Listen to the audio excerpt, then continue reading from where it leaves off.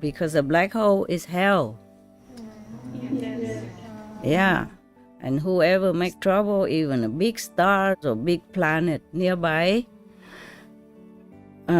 it will swallow it up if that planet doesn't have enough counter power, like enough merit, enough virtues, to counter the force of this monster that keeps eating everything possible nearby. The tea tree deity draws in the water the tree of life to remind humans not to destroy ourselves. And I said here, genius idea. Yes. I praise the tree deity for the genius idea. Wow. Not to destroy ourselves. Yeah, that's what he wants to remind humans. My heart just doesn't know how to express all this gratitude and love for them, for the animals. Thank you. Thank you, all of you, my dearest friends, the animals. I pray for all of you every day. My heavens, hear us. Bless all of us. Liberate all of us. Liberate. Free all of us from this trap of the illusionary Maya drama. Thank you all who help. The price of the food has never been so high because we're having food shortage, because we destroy natural environments and kill bees by insecticides, and also the pandemic right now. You know, one thing leads to another. Everything seems like pounding on humans' existence right now. Truly want to destroy humans. But most people are living like blind, deaf, and dumb. See nothing, hear nothing, don't think of anything. So even when I work with the heavens to put that rescue area there, like a refugee camp outside of the black hole, that's for the hell beings, whoever can. Just one split nanosecond, remember God, or remember the saints, or repentant, or calling for help. Then we can use that raft, to take them up to that area. Thank you, Master. Initiated by the Master, you get enlightened, you contact with heaven daily, and you go up to heaven for sure if you continue meditation and keep the precept as well. But if you just keep the precept like this, and be an ordinary person, you will be reborn again. Maybe as a good person, in a good position, but reborn again. Like they say they're Christian, they're Buddhist, they don't need to do anything, they don't need to follow any master because they have Jesus and they worship Buddha and they think that's enough. No, not really. Because your mind will trick you, will make you wander around all over. You cannot really concentrate on the Buddha alone. Believe me, your work is very powerful. You are helping the whole world. And not just the world, but the heavens, lower heavens, and the hell as well. And all the animals are thanking you. And the hell people are thanking you. Heavens are thanking you. Even though you, not all of you might see it. Actually, we have all heard that. We all know about collective karma and the karma of our ancestors even. Because we have this DNA connection. If our parents do something bad, we also inherit some karma. They cannot see God, so they have to grab on anything they can see. Any statues of the past saints, any written past teachings of the saints, they worship it, they pray to it. And sometimes it works if they are very sincere. Then of course the angels, the saints, the sages are never far away. They have what they can, according to their karma. We can only feel sorry for them and pray for them so that they can wake up, so that they can have more blessing, so that their life will become better.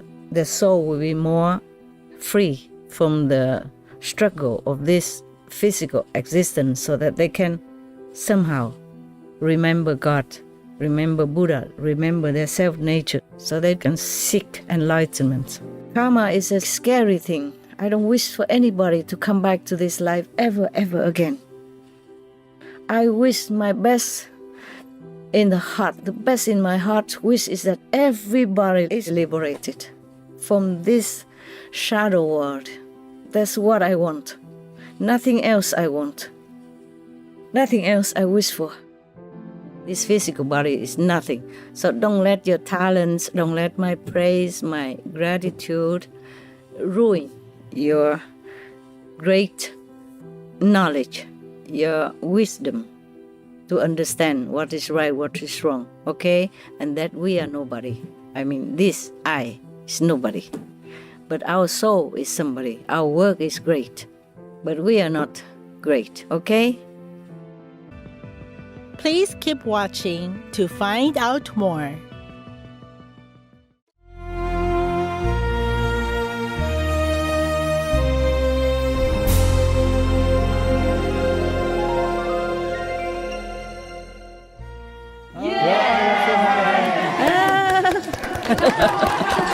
Hey!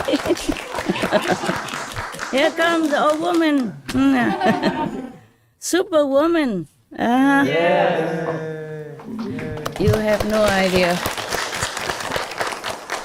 You have no idea what my desk look like. All over, it's just wires, you know. Wires. And instruments, telephone and stuff, and all over. Yeah, I begin to believe that I'm really a superwoman. You are. Yeah, because my place is like a professional studio, and I did it all by myself. Wow. Can you believe that? Yes, Master. Amazing. How are you guys? We're doing Master. Feel good? How are you, Master? I am. I don't have time to think how I am actually. Oh man, it's good. If I can sit here, meaning I'm okay. Yeah? Actually, I have to learn a lot. I can't believe I learned so much at my age. Oh, my age, and still learning. Yeah, a lot of stuff. Today I spent many hours preparing this. Yeah? Okay? Thank you, Master. Yeah, you're welcome. Not just today, the day before, and the day before. You know, I was just used to calling you and using the telephone, and I thought I'm already super. Until they got me all this, okay? And whatever else you don't see here, I'll show it to you. I will take a photograph and show it to you. Yeah? You can see me, right? Yes. I look same old. Yes. You look beautiful, Master. This is the best you get already. Slowly I will get more and more super, and then we'll be fine. Yeah, right now. It's okay as long as I can see you. It's more fun to see you face to face. You don't need to see me because you know me, huh? Just a little older, but nothing much different. Do you want a story or you want to ask something first? Do you have questions to ask, right? Yeah. Ask me. I'm your answering bank. Tell me. Master, in recent Yeah. news, there is some speculation of government contact with aliens or a galactic federation. Also, there have been increased reportings of UFOs. It seems maybe, are they wanting to tell us something? Does Master know what they want to tell us? Oh, yeah, they've been telling us for ages already. They have been telling us since forever. I probably have written it. They told us it's nothing new, okay? They told us don't destroy yourself. Don't destroy the planet. There were two groups. One is from Venus and one from Mars. both say similar things, if I remember well. Let me see if I have noted it somewhere. Oh, man. I don't know if I can find it. It's a long time already. But it's similar like that. They don't talk a lot, okay? Just a very simple thing, like don't destroy yourself. Don't destroy life. That's what I said. That's what I remember. Very, very short. Don't destroy life. Okay, that's what I said. Yes, Master. Yes, Master. Oh, man. I can't believe I cannot find it. Be patient, patient. We're at home, so it doesn't matter, right? You're not going anywhere, are you? Me neither. No plane to catch, no train to miss. Oh, God, I can't believe that. Because I wrote so many things, many places. So. Okay, this is similar like that, okay, huh? Yes, I just want to see the exact word, but it's more or less like that.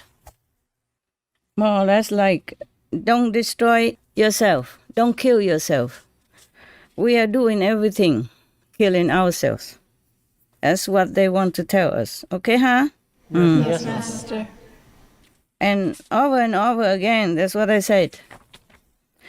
But do we listen? No. No, Master. Yeah.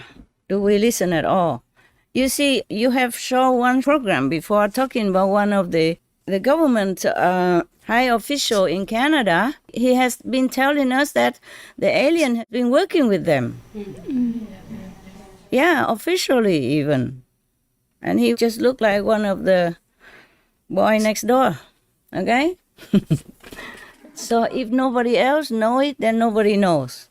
Only the government knows. Yes, Master. Yes, Master. That's what it is. That's what they keep telling us. Don't destroy yourself. Don't destroy your home. Okay? That's Yes, why. Even some governments surely have been in contact with them, but they don't listen too much. Politics is complicated. Yes. You understand? Yes, Yes, Master. Even one party agree, the other party might not. Yes. Yeah? yes, Master.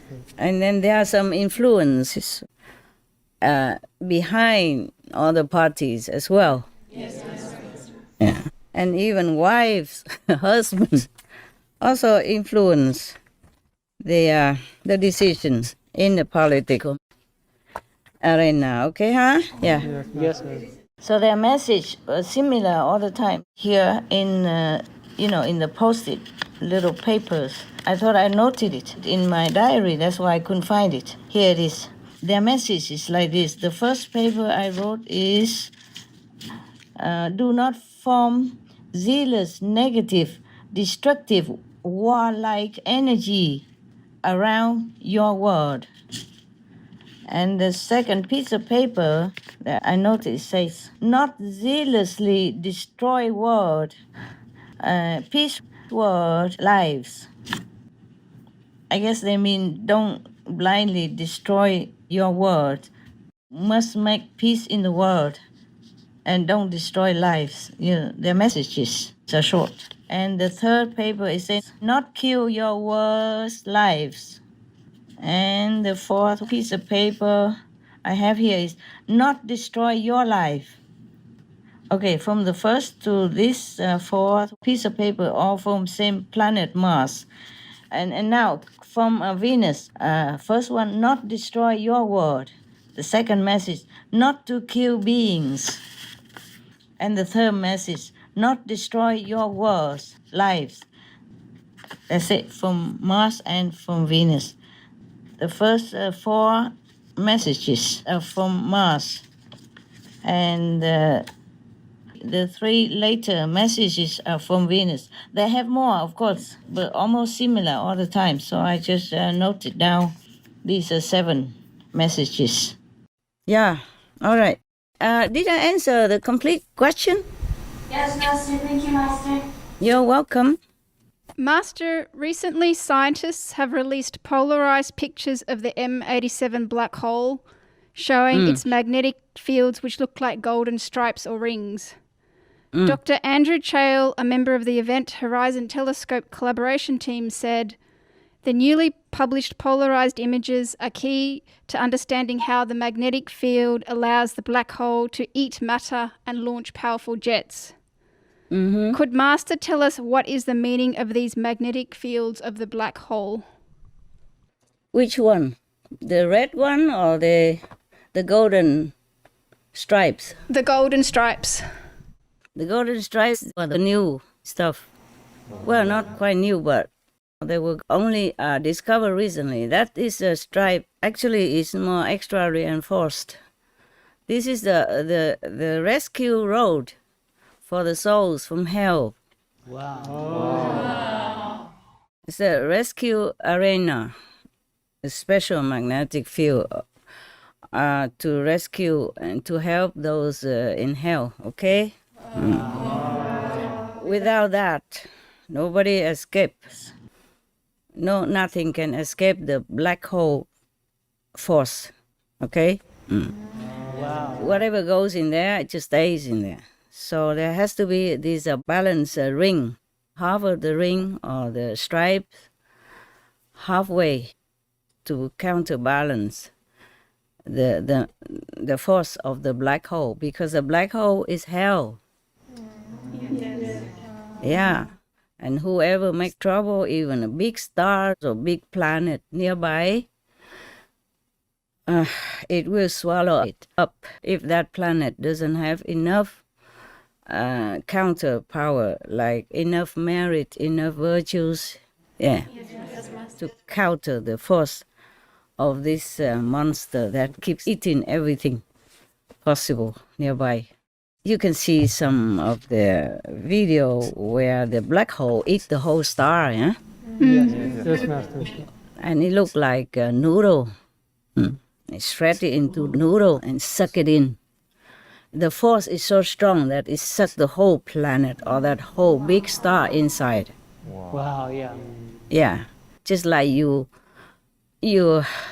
are sucking some, I don't know, whatever substance, maybe pudding or something. Yeah, it doesn't eat the straw like we do. Big mouth. That black hole has a big mouth. We have more than one black hole. That's the problem. Everywhere, standing by to, suck in anything that has similar energy to the black hole. When beings inside a star or inside a planet have been doing so many things that are not very morally noble and just, then the energy of that star or that planet will grow more and more similar to the black hole energy. And then like will attract like, and then the black hole will claim it as its own.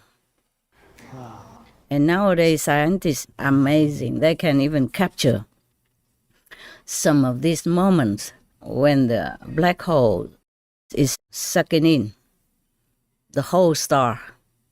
This very scary thing. No need to talk about karma or the Buddhist teaching. Nothing. You can see it by scientific evidence and proof. It's just that the scientists probably don't know that the black hole is a force of darkness, of hell. Yes. And probably they have not discovered that whatever the planet or the star that has similar energy to the black hole, that will be eaten up, shredded, and swallowed up by the black hole. That probably the scientists cannot prove by physical means. Yes, Master. Only the developed spiritual person can know all this. Right. Because nobody explained this before to anybody. Yes. Master. You are the first ones to hear this in the whole universe.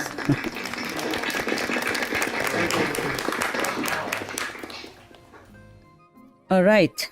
Did that answer your question? Yes, Master. Completely, yeah? You 100% happy? Yes, Master. No, not really happy. It's a sad thing. But what I mean is you're happy with my answer, yeah? Yes, Master. Good.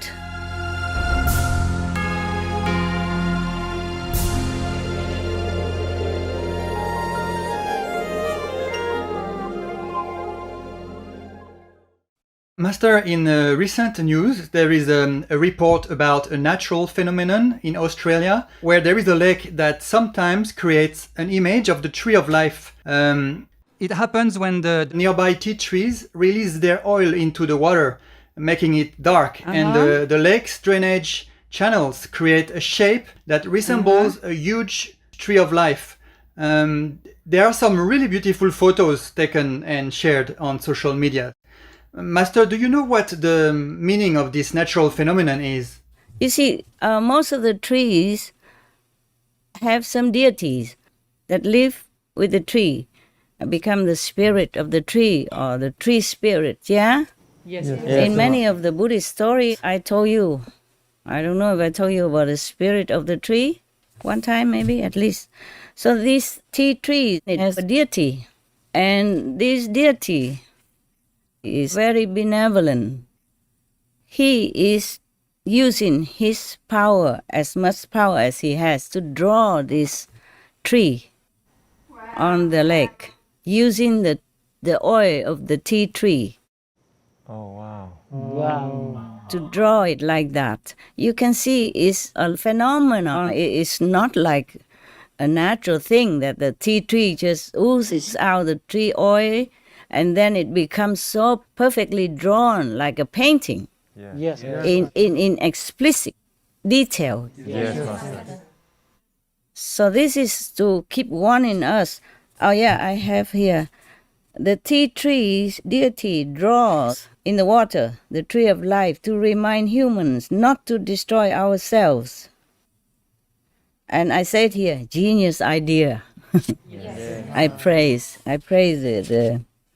the tree deity for the genius idea. Wow. Not to destroy ourselves. Yeah, that's what he wants to remind humans. Yeah, because we are cutting trees, we are killing animals. The animals are so amazing, so incredibly loving and kind and protective. Almost every day, they all come visiting me, one after another or together, every day telling me this and that and protecting me no end. Telling me to move now because. Like move to another area now when I'm too busy to look into the matter. They all come and tell me, move now. Sometimes they keep telling me I do not listen. And then at the end, the universal God should tell me, you have half an hour to leave. Or else. Yeah. And then I remember the birds and the squirrels and other animals, even bees, they come and tell me. They tell me when it's safe, they tell me when it's unsafe for me. Every day, I thank them no end. The bees, they came toward me and they just stand still. Have you ever seen a helicopter that stands still in midair? Yes, Master. They do exactly like that. Wow. They just stand still right in front of me with the wings, balancing, and look straight at me and tell me this and that. Yeah. That is when it gets serious, not when they just run around me. And when it's too serious, they just come right in front of me, about 10 centimeters in front of me, not afraid of me, not moving. Just stay right in front of me until they deliver the message. Wow. Done. Then they fly away. It's amazing. The bee even. You understand that? Yes, Master. And of course the spiders and the birds, the big and small and whatnot, they all come and protect me a lot all these days. These days, a lot of karma and I have to keep moving. 4 or 5 times already in just not even 1 month. Wow. And with all these, phenomena in front of me, wires and microphone and whatnot, and big monitors like a television, and many computers and keyboards and whatever not, you know it, yeah? Wow. My whole table is full of wires and equipment. It's awfully few centimeters. You understand now? Yes, Master. Animals, they are our friends. Yes. They truly are so kind. I don't know if any human ever worry about me that much and keep taking care of me that much. I don't do much for the bees, not like, okay, I help them a lot, so they help me. It's not. Sometimes the squirrel comes so near, not afraid of me. And one of them, recently, he picked up a banana peel that I threw out in the garden, in the bush to recycle. Yes. He came right in front of me, picked up that banana peel and flapped it around like this so that I had to look at him. Because before he kept running up and down the tree and I just ignored him. I'm busy, man. I'm busy, okay? Busy with my work on the desk. And then he picked up the banana peel that I threw yesterday somewhere. And he came and flew, like zoop, flew up the tree and then whack in the banana peel. Wow. And I thought, you're very funny. I even took a picture of it. Wow. Yeah. I sent it to one of your brothers who took care of the photograph. Maybe we can show that. But please cover his eyes, like we want to protect privacy. Okay? Yes, Master. When you don't want people to recognize somebody, you put a black band in front of their eyes. Yes, Master. Yeah, and put the mask on his nose. Yeah. Maybe we have to protect him. Yeah, who knows? I have many photo birds that I don't dare to show you because I don't want people to trap them, using the way that I fed them. Yes. I told you I feed the birds and all that, but I don't show you the photos. I have the photos, but I don't show you. I ask them if they give permission for me to show their photos on our TV. They say, please not, because it might endanger them. I understand that, so we did not have that. The squirrel, I think nobody hunts them anyway, so you can do it. But put the mask in front for them, okay? Or put the black band on their eyes, like people do, yeah? When they want to protect people's privacy. Yeah, he used the banana peel to flag around like this forever. And then I said, what are you doing so funny? And he said he wanted to tell me things. Yeah. And they also came to comfort me also, not only telling me to leave or there's a danger situation because somebody is, stalking me around or some just curious people, even my own people. My life is very, very strange. Even my own people do strange things. Sometimes they have power, in the government and they use it for their own end and very scary sometimes. It's okay when I'm in the public, but I'm in retreat and alone and I don't feel peaceful if somebody keeps peeping around like that. And lucky I have some animals, they tell me in advance and I leave. Yes. Because I don't know what else would happen if I stay, I don't want people to look at me either. And I don't know if they just want to look or there may be other things, complicated stuff. So I had to keep moving. Okay, It's not easy to do this. This is the first time we try it and it works and it's good. Every time you should pray for it to be successful so that my telephone doesn't kaput in the middle of nothing or instrument don't work or internet doesn't function like last time, remember? Yes. Yeah. I cannot always run to another place where I prepare another set of computers ready in case this place doesn't work. I have to go to another place, etc. But not every place I can afford like that, okay? Yes. Yes, Master. Not every place has a double place for me.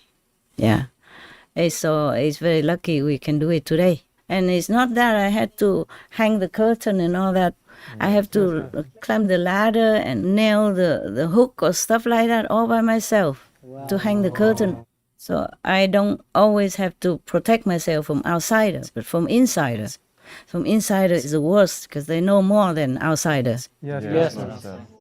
But sometimes the level is so low or they are bad former enemies who came just to cause trouble, just like Devadatta or Judas.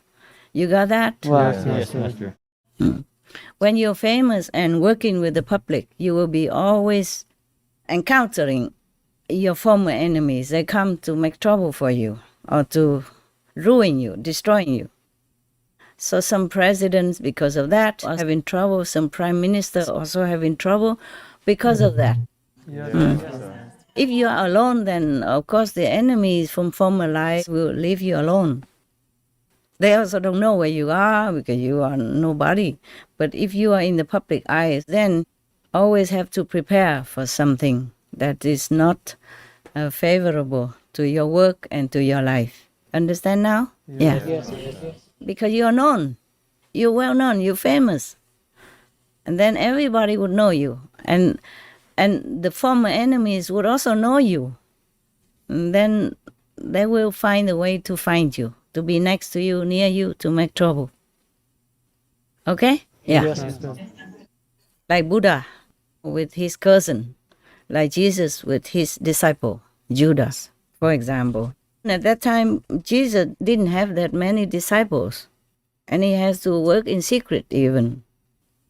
All the masters, once they became known, the more they are known, the more trouble they will have from different forces, from different sources of enemies or the negative power. Or you see what I'm saying? Yeah? Yes. We can avoid sometimes, but sometimes maybe not. Lucky I heard that they say in half an hour you have to leave. What if I was busy and I did not even hear that? Because you have to calm down in order to hear the message from inside. Right. Yes, Master. It's just like if you want your email, then you have to be at the computer, yeah? Yes. Or Skype or Line or whatever, you have to be there. If you're busy elsewhere and your phone is not working or you forget it's not in your pocket, then you will not see the email or the Line or Skype, whatever message. Yes, Master. I'm not always there. I'm sometimes up somewhere else. Or even in this physical world, I'm somewhere else doing something else. Like taking a photograph of the scenery. That took me many hours every time. I had to wait some time for the sun or the wind to calm down or the wind to blow this way so that branch which obstructs my object or the flower is blown on the other side, and then I have to click it quickly. Wow.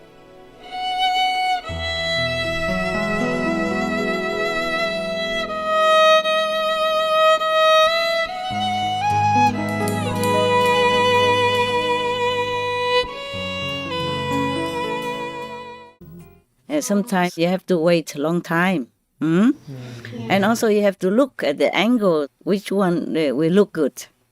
Yeah, like you want to take some branches of the tree, you don't take the whole tree. It won't look that good, even though outside it looks good. But in the photo, it doesn't look as good. It's funny, you know? So you have to choose an angle and choose some part. You cannot take the whole tree, for example, like that. It takes a lot of time from me. I like it. It just takes time. And sometimes the mosquito, they don't know anything about Artist Day or International Artist, nothing. They appreciate me, not my art talent. Yeah, and only two hands, and one same time, go, go, go, go.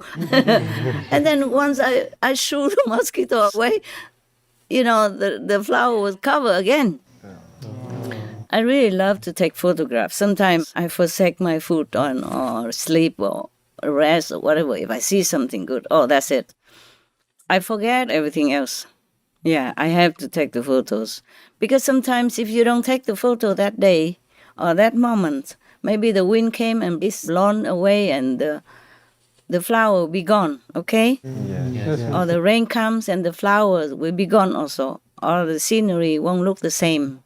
Right. Yes, like that. Everything takes time, and we have only so much time per day. Yeah, that's the thing. And that's the thing on this planet. It takes me many hours because you have to select the best one to photograph, and then when I come back, I still need to screen it again for the best of all the shots, and then I have to select again. Which one for what? BMD on Supreme Master Television. But I really enjoy it. Oh, why do I talk so much? What did you ask? A tree of life, yeah? Okay. Of course, the tree of life symbolizes life, and the deity wants to remind us that we do not destroy life. Because if we destroy other life, then we destroy our own life also. If we destroy trees, which give us oxygen and shade and hold the soil together so that it will not be washed away, and so many things that the tree can do. And if we keep cutting them just to raise the animals, and then we kill the animals as well, then our life will be at stake also. Yes, Master. Most of the humans do not hear the trees, do not hear the deities around us who are always trying to tell us things. Even animals, like some of you are afraid of spiders, they came to tell you something. They won't harm you. They know you are good. They respect you. Wow. Like the other day, one of the spiders came in somewhere, and one of the people who stay here say, afraid of spider. The spider wanted to tell her that you are very special. That was the message. They just say, we envy you. You are special. Something like that. Or just like the bee just stays still right in front of me. Not afraid of my big size and my super size, super talent. Stay there for many seconds until she delivers the whole message. I just have to stand there and listen because she stayed right in front of me and the road is small, okay? In front of the door. Wow. And the door is closed behind me. And both sides have things, so I cannot go anywhere. I just have to stand there and listen to her. I knew that when they behave like that, that means they want to deliver some message. And I'm always so grateful. One day, the bee even came to my area in front of my door. Not one day, but 2 days.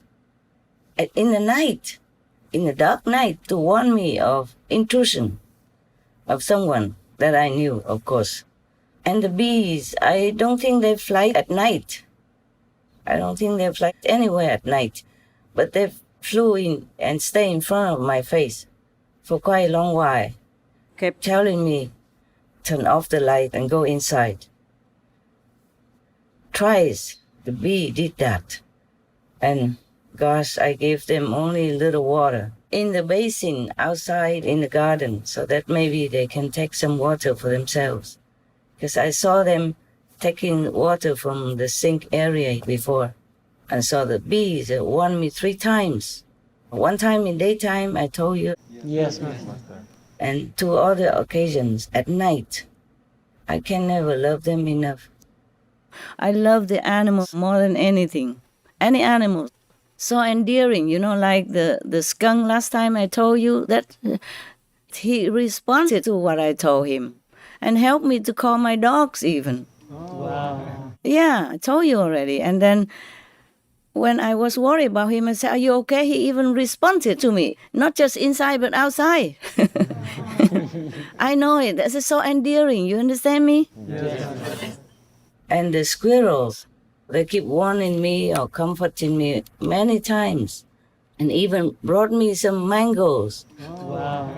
He's too small, he cannot bring the whole mango. He brought me a piece of mango and dropped it in front of my door. Oh my God. You see how lovely the animals are, even the wild animals. Yes, Master.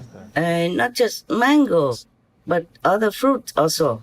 I thought, how come the fruit fell in front of my door? I don't see that kind of fruit in my surroundings where I was in retreat. And I didn't see any mangoes at that time. I didn't have any mango fruit around in my surroundings at all. And other kind of fruit, nothing. It wasn't in season. I don't know how the squirrel got the mangoes.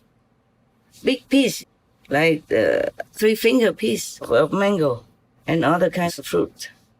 Yes, I was wondering where the fruit came from until I saw it, that the squirrel dropped it in front of my door.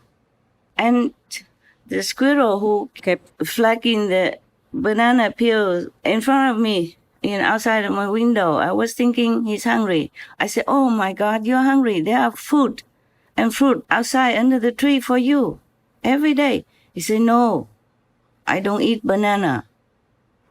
I just want your attention." My God, truly like that. He was such a chubby young squirrel. So lovely, lovely and beautiful. His eyes so big, glaring at me in all attentiveness, in all, I don't know how to explain it, so expressively urgent and so much love in it. I can never thank them enough for protecting me and loving me thus, beyond exception, beyond imagination. I have prayed day and night for the sake of the animals, dignity, comfort, peace, and safety, since years already. But I never thought the wild animals, they are also so kind and so loving like that, and so protective. My heart just doesn't know how to express all this gratitude and love for them, for the animals. Thank you. Thank you, all of you, my dearest friends, the animals. I pray for all of you every day. My heavens, hear us. Bless all of us. Liberate all of us. Liberate. Free all of us from this trap of the illusionary Maya drama. Thank you all who help. I would do anything. Every day I ask, is there anything else I can do to make the world vegan come quick? Not just these industrial animals, but also wild animals. They are so good, so good, so good. My God, they are saintly beings. If everyone knows what I know, I keep telling everybody, should believe me. What's the reason I should tell lies for the animals? What reason should I tell lies? You understand me? Yes. The wild animal and the spider and the bees and the birds and the squirrels and the skunk, what for I tell lie about them? They truly interact with me like that. And I'm sure they interact with many others who can understand their language Yes, Master. and their benevolent intention, protecting humans despite all dangers. I'm not sure if the bee would fly and freeze in front of anyone like that. I'm not sure. Any of you have this phenomena? Yes, Master. You have it? Who? Me? Yeah, what did he do? What did the bird do? The bee do? Exactly that. Froze like that in front of me Uh-huh. and didn't move for a long time. Uh-huh. Not long, just some seconds. And For me, it was a long time because it never happened to me like that. okay, And what did she tell you? I don't know. No idea. That's the problem. We are the problem. We are truly the problem. We're deaf, dumb, and blind. Yeah, that's one scholar, a rabbi or some Jewish scholar. We also gave him an award, yeah, Shining Word, Hero Award, and also he wrote a book called, we saw it on our TV, say, In Front of the Blind, yeah? Yes. You remember, yeah? Okay? Yes. I think he should add more. In front of the blind, deaf, dumb. No, or maybe adding more title, like in front of the blind, talking to the deaf, you know, expecting the response from the dumb, you think like that. Yeah, that's how I feel every day, you know. Whenever I have time to sit down and think of humans, I think we are deaf, blind, and dumb. We don't know anything, and we look down upon the animals who are so intelligent, so inside, so connected with the divine.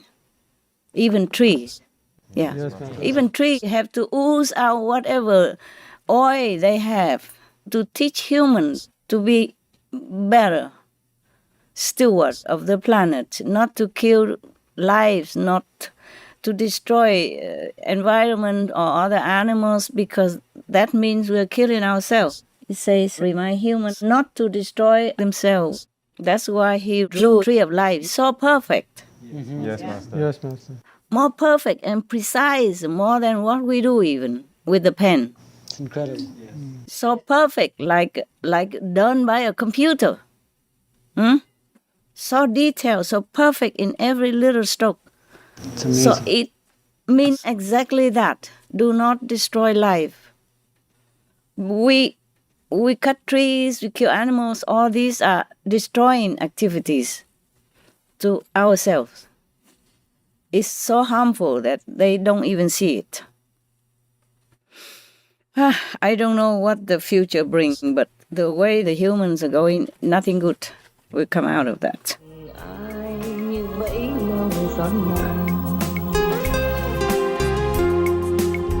Sợ tình ai như bẫy lồng son nặng.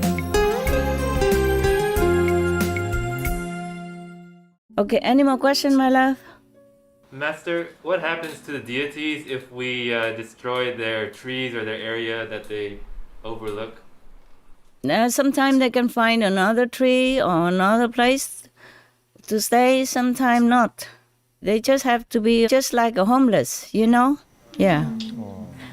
They might find some other refuge somewhere, or they have to be on the street crying. Yeah. Just like us, humans. If we don't have a home, then we become homeless. Okay? That's what it is.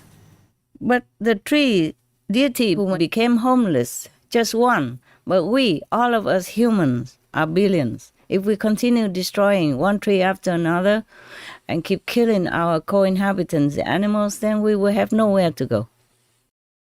We become worse than homeless. We become planetless, worldless. And the children after us, we inherit all these terrible things that we have been and are doing still to the planet, to the environment, to the animals. Because if we cut trees and destroy forests, we also destroy the habitats of the living, the visible beings like birds and monkeys, orangutans. Yes, Master. Yeah, and birds and bees and butterflies. All these are contributing to the benefit of our lives. Bees contribute a lot to the food production anyway. And bees have been dying in countless numbers. And the food we're having now is getting more and more expensive every day. Yes. You know that if you read the news. Okay, huh? The price of the food has never been so high because we're having food shortage. Because we destroy natural environments and kill bees by insecticides. And also the pandemic right now.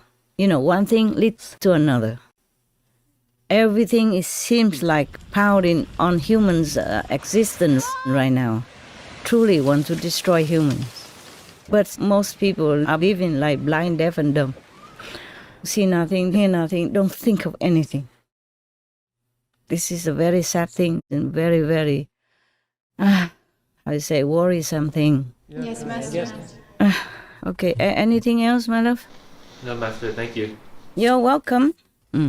Okay, because you asked a question, I just remember a story from a Buddhist storybook, okay? I don't know, maybe I didn't tell you before. There was one time the Buddha incarnated as a gecko. You know gecko, small one, or salamander, they call it? Yes. About like this? Yeah? Yes. Look like a crocodile, but very small. About this? Very small, okay? About the size of my thumb, yeah? Biggest is about the size of my thumb and about this long, very long tail. Right. Look similar to those that crawl on the wall sometimes, yeah? Yes, Master. If you live in the countryside, they have it. In the city, you don't see. Okay, one time the Buddha incarnated as this one of the salamanders, and he befriended a tree deity. And this tree deity had a child also. Okay. And at one time, the king of that country wanted to cut that tree, the tree that was her home, because that tree was very valuable to repair something in the palace of the king. So they saw that tree was very good, suitable. Every other tree was either too small, too soft, and not good. So they wanted to cut that tree down. The deity of the tree holding her kid was crying and crying. And every other nearby neighbor, other trees deities or grass deities or everyone in that garden came to ask her what's wrong. She said, they are going to cut down my house and I don't know where to go. I have nowhere to go. And then so the salamander was her friend, came to her comfort and said, oh, don't worry, I have an idea. They will not cut your tree. Don't worry. So nobody understood how the little salamander could stop all these strong, powerful, woodsmiths who were going with saw and axe in order to chop down that tree. Nobody understood. But he said, I will stop it. So everybody went home but feeling very doubtful in their minds. And the next morning, these woodsmiths who were going to repair the palace, the column in the palace was kind of rotten or something. So they were going to chop down that tree. They were going there. But the salamander, he went onto the tree, okay, from the root on. And then he just like disappeared. And then he went up to the top of the tree and picked out, as if there was a tunnel inside the tree that he could go from the bottom to the top, from the root to the high branch. So he kept doing that up and down, like teasing them. He used his power to go under the root and then disappear inside the tree and then pop out from this place, that place, here and there. So all the carpenters, they talk to each other. They say, this tree, it looks so strong and good, but inside is already rotten and empty. Like sometimes the trees are eaten inside by like white ants or some other insect that eat the wood, yeah? You know what I'm saying? Yeah. So they thought, this tree is eaten from inside already. Because they saw the salamander go from one place to another, from inside and pop out, and inside pop out again, all over the place. So they thought the inside of the tree trunk is all hollow, yeah? So they say, no good, we better go elsewhere, look somewhere else. So the tree was saved by a little salamander. So little. So everybody, was very, very impressed with the salamander. And the deity of the tree was very, very happy, of course, yeah? And they are even better friends than ever. So you never know, the animals, even though they're small, like the bees and all that, or spiders, they are your friends. And you never know what they will do to help you or to rescue you. Even just to tell you some good news or bad news or to comfort you, like the wild animals around me, even the crickets and the little salamander as well, and spiders and birds, small birds, big birds, and squirrels and skunk. They even came to comfort me when I came to the new place because I was so depressed, so tired, being alone and moving so many things, and I just made the other place ready, okay? Ready for working and for conference and just relax a little bit and then had to move again. Everybody hates moving, you know what I'm saying? Yeah. And especially when you're all alone and not used to all this technical stuff and so many instruments. I had to move so quick like that, just throw everything in a plastic bags and wonder if they still function after. And I was sitting there, I was so tired. Could not even rest and meditate. I was so tired and so despondent. And I was thinking, how am I going to work again? I'm so tired now. Yeah, it's been a long time. We have not had a conference. I'm supposed to have it, and then I had to move, and I have to do it all over again. And a new plug, and don't have enough plugs, don't have enough multi-plug, or don't... The internet, I don't know where it works and all kind of things.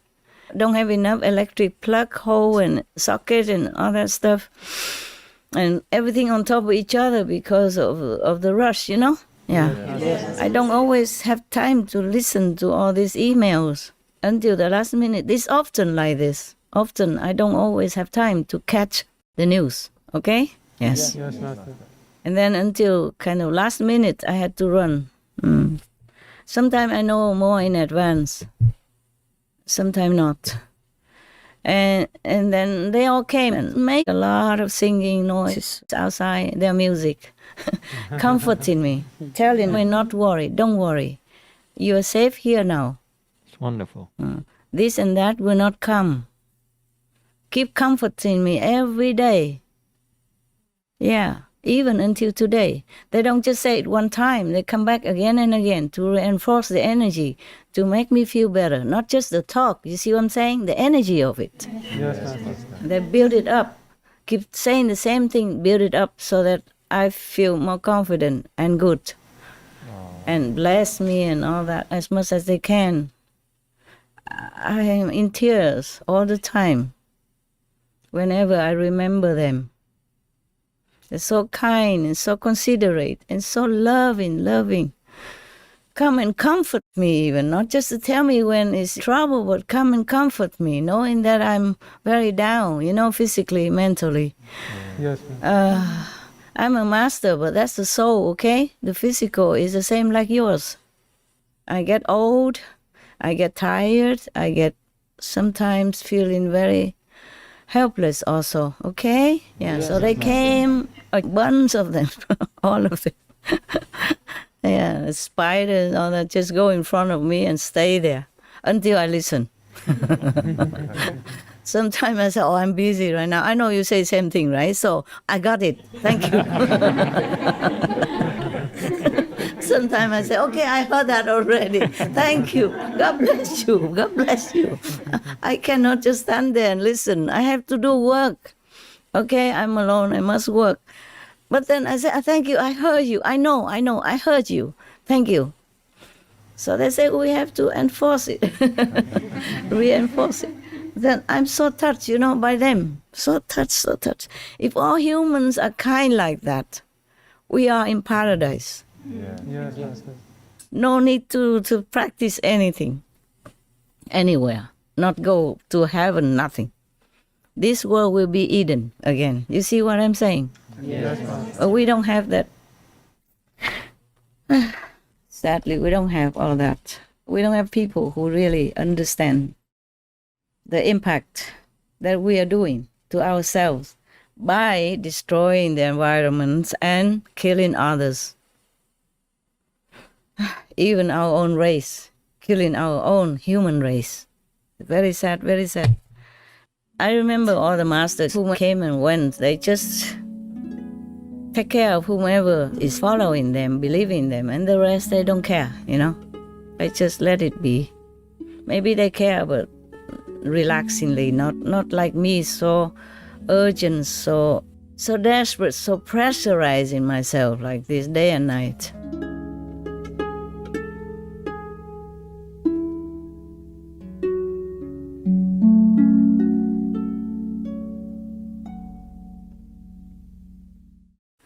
And then I remember the film that we saw, the Astro City.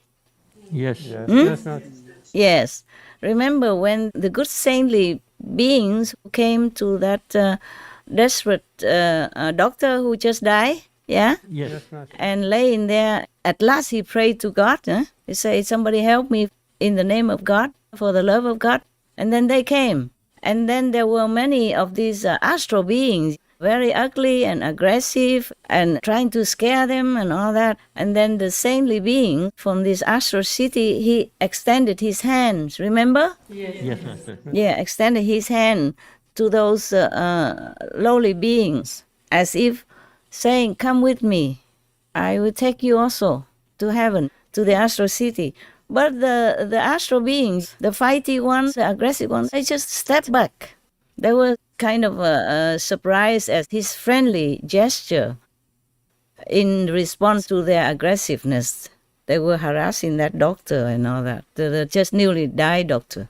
So the saint just extended his hand as if, come with me, I will take you also. But they did not. Yes. They know, these astral beings, they know who they are. They know the saints. But still didn't come with him immediately. Did not. Stepped back and just went back to their usual place, usual level, where they drink the muddy water. I don't see any water, it's just mud. At least it's wet, so they call that water, and they're fighting for that even. Even for us humans, we don't drink mud, but they have to, because there's their hell like that. And they don't even come to the saints. They know who they are. The astral know that they are the saints, and they can take them to heaven, but they refuse to go. You see that? Yes. Master. So I was thinking to myself, maybe I should behave that way too. I've been extending my hands for decades, and if it didn't work, then it did not work. But my heart cannot be satisfied with that. So it is my sentiment. It's my, I'm born like that. I can't help it.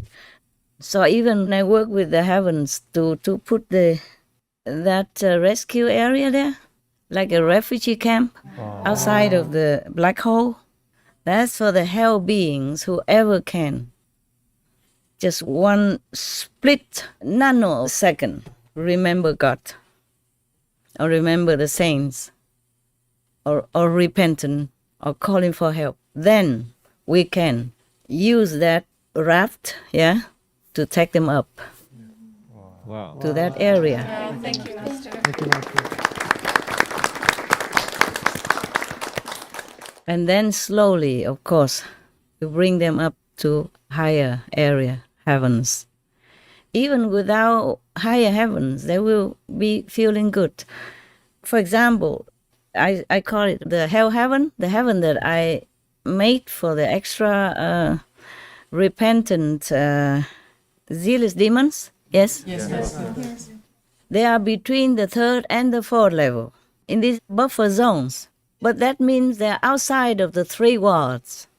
They're liberated. Do you understand? Yes. The three worlds are the areas that will be destroyed one day and redone anew. Whenever the Big Bang comes, Yes, Master. whenever all the three worlds are destroyed, after a while it rests for a long time, and then the energy busts up forth again to recreate new things, new planets, new planes of existence, But the three worlds will be destroyed, like the astral world, the second world, the Brahma world. Yes, Master. Of course, not to talk about our planet, it's not forever. But they are outside of the three worlds. They will have no suffering, no want of anything.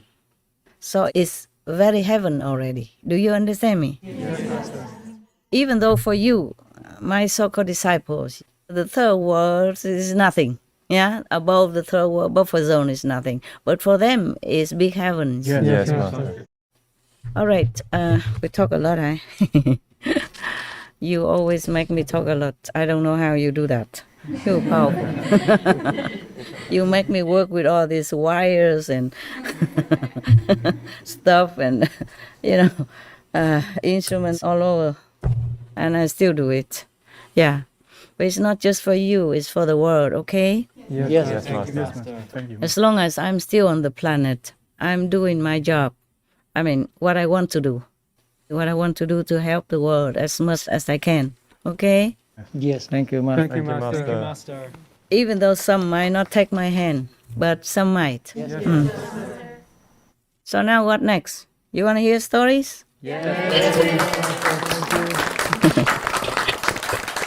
Or you want any more questions? By the way, your questions are more important than the stories. Stories don't go away. Any more questions? Master, you mentioned a red black hole? What is that, Master? You didn't see the photo that the scientists took? Not red black hole. There is energy, aggressive energy. It manifests as red light, okay? Just a red bunch of energy, red. And the golden one that added onto it, that is a rescue refugee camp. Yeah, when the hell person is rescued and brought up there first, like a convalescence, like to recover for a while first, before they can go further anywhere else, higher up. Yes, Master. Just like you're sick, okay? The hell person, when they come up, they're still sick. They're still not normal because of so much suffering, so much frightening experience, so much torture for their psyche. They don't have the physical body, but their astral body feels pain, scared, fearful, just the same. Yes, Master. So that golden light is a refuge area for them to recover outside of that red zone, okay? The black hole is black inside, but outside, because their energy is so strong, it busts forth out like a red ring around it. You have not seen that photo? Yes.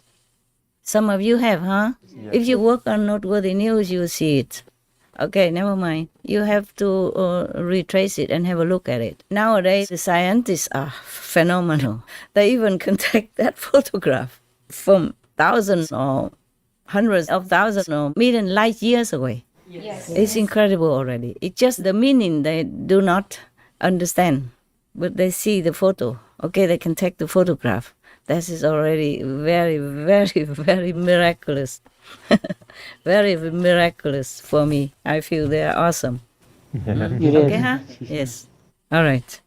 Master, in some of the black holes, you see like an energy kind of shooting out from the black hole as well. What is that? What is that then? Need you to ask me? Huh?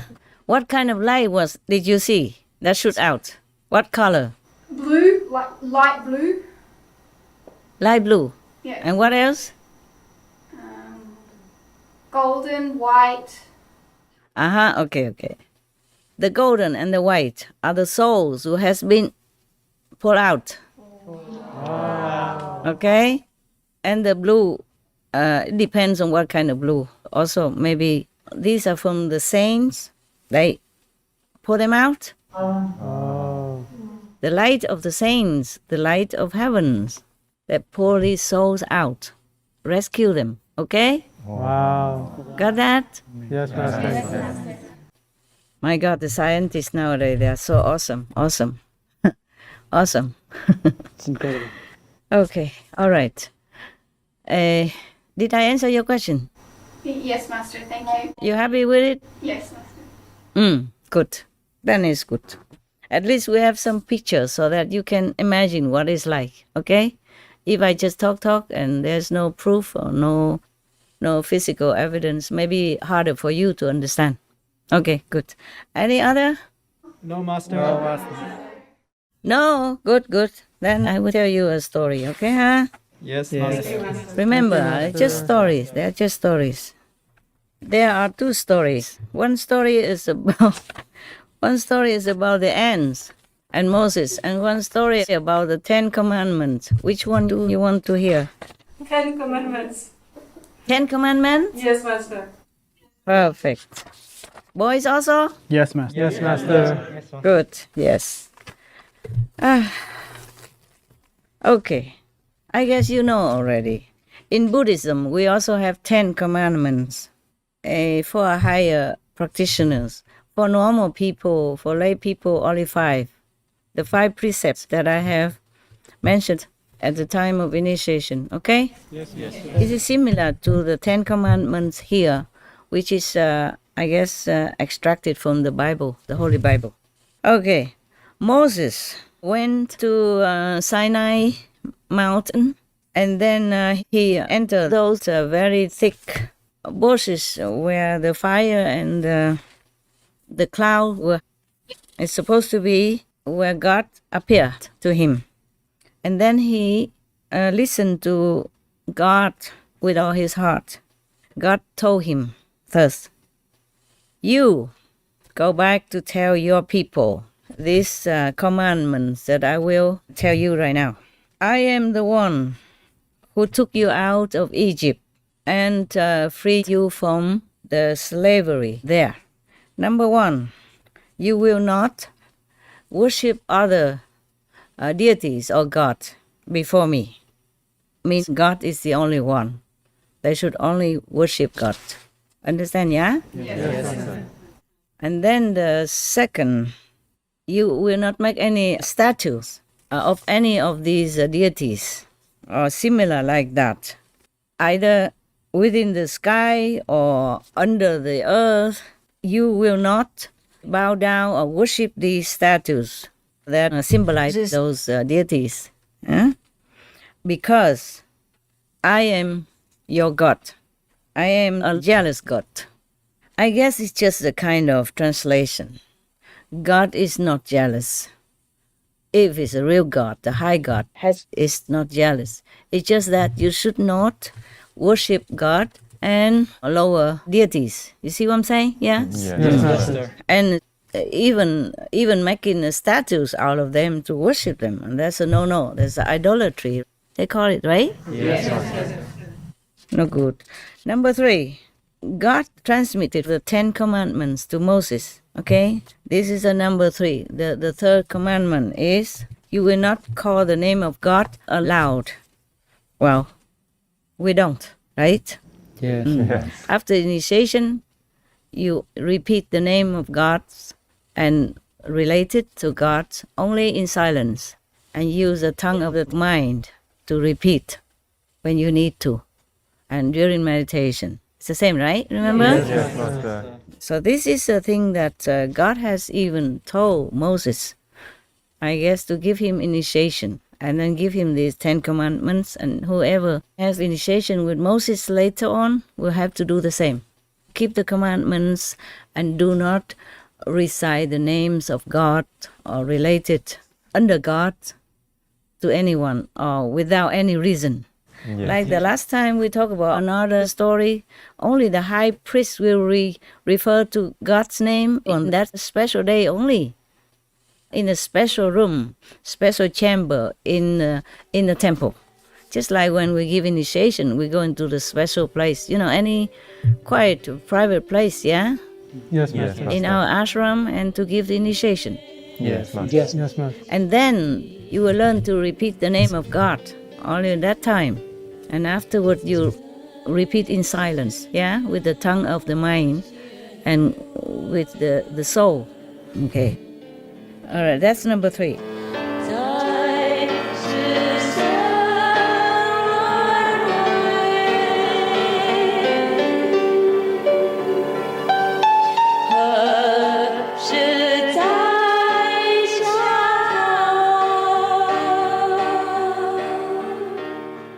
Number 4, the 4th commandment is that you have to keep the Sabbath day as a sacred day. Yeah. Just like on the Sunday or something, we go meditate together. Yeah? A group meditation. At that day, you forsake everything.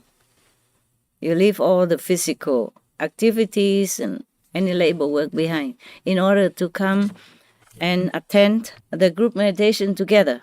On that day, you don't do anything more. That's what God commands. He say, you work 6 days. And during these 6 days, you do everything that you need to do, in your physical environment and activities.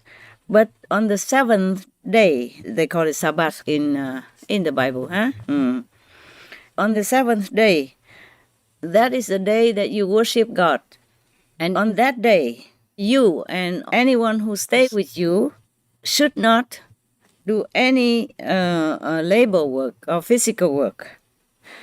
Because in 6 days, God created heaven and earth and oceans and all the things that are existing on earth and in the ocean, etc., or in heaven, like stars and stuff, yeah, moon, sun. And then on the 7th day, God blessed the Sabbath and made it holy.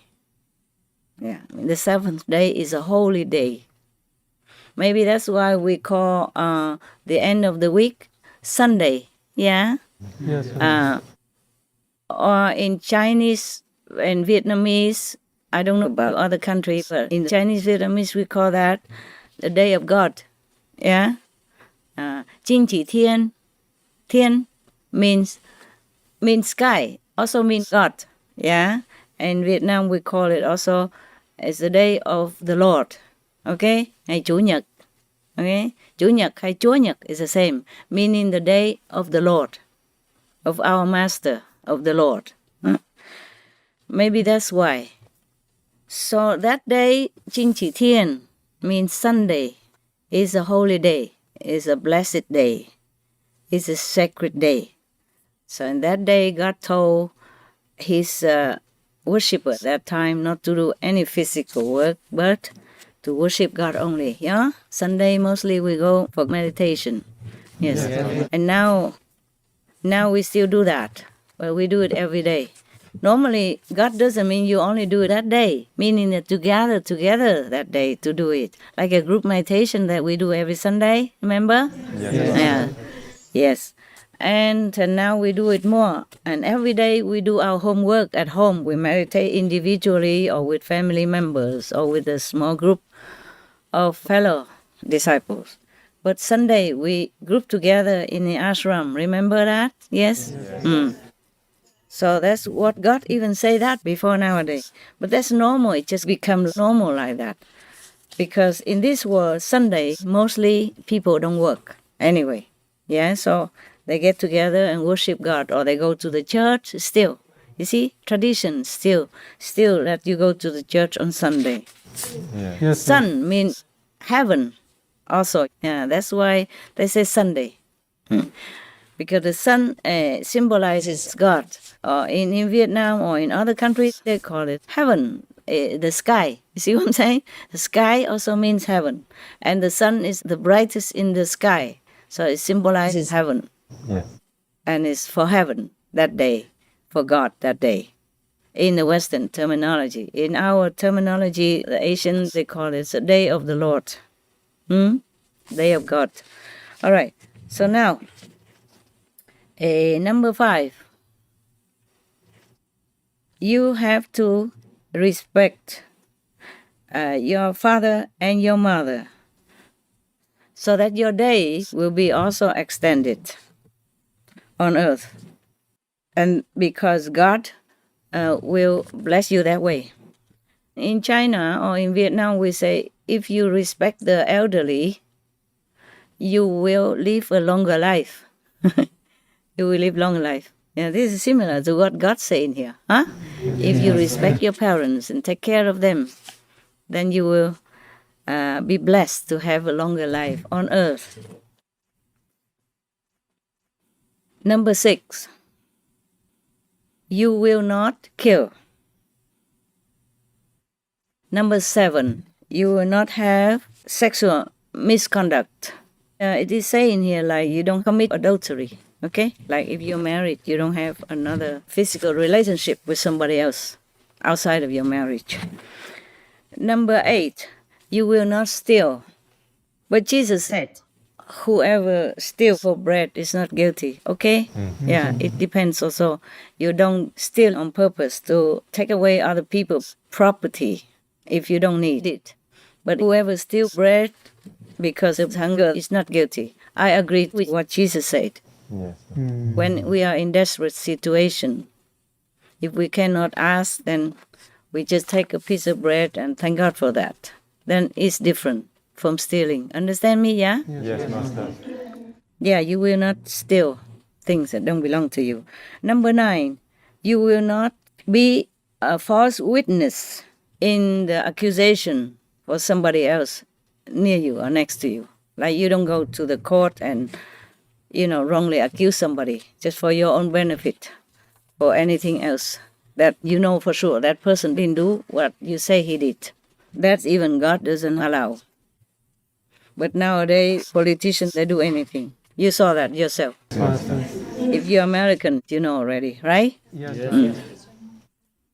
Number 10, you will not envy the property of your neighbors. Yeah, or the wife of someone that's near you or you know. or any of the servants of that person that you know, or any of the animals of that person, the person that you know, or anything at all of the other persons, of your neighbor or somebody that you know, that you envy, you jealous of, and you want them for yourself. Should not do that. Actually, this also should be in stealing, right? Yeah, same, but maybe not. Maybe not. Stealing is more physical, like you go and take something. But this is even not envy, not wanting the things that belong to others. Yeah? Actually, stealing food is a small step. It's not much. When he's poor and hungry or steals for his family or somebody in need, it's not too bad. I don't condemn that. If they need it, it's different. Okay, huh? Yeah. Yes, But some people steal big, They steal people's land, people's country, people's properties, people's reputations, people's, success. All this is worse than small things. Do you hear what I'm saying? Yes. And that including those politicians who did everything possible, but not properly, not appropriately, in order to harm the opponent or to climb on top of the opponent in order to get the power in the wrong way, not honestly. You know it already, yeah? Yes, Master. In different countries we have that. So now you have enough. You know already the 10 commandments.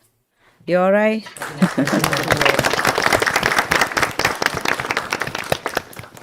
In Buddhism, there are also 10 commandments for the second step of Buddhism. Higher, a little higher than the 5 precepts. But almost similar, I think, almost similar. It boils down to the 5 precepts. If you keep the 5 precepts well, that includes many things already. Everything else is just more detailed. Any question or comment concerning that? The 10 precepts. Show me your wisdom and your quick IQ. If a person of Christian faith lives their life by going to church every Sunday and living a regular life, married with children, and keeping the 10 commandments very well, then how is their spiritual progression into their next life compared to, say, finding an enlightened master and getting initiation? Compared to being initiated? Yes. By a master? Oh, it's different, darling. Initiated by the master, you get enlightened. You contact with heaven daily. And you go up to heaven for sure if you continue meditation and keep the precept as well. But if you just keep the precept like this, and be an ordinary person, you will be reborn again. Maybe as a good person, in a good position, but reborn again. Right. And once you're reborn again, other karma from other lives may come back to you that won't let you keep the 10 precepts anymore.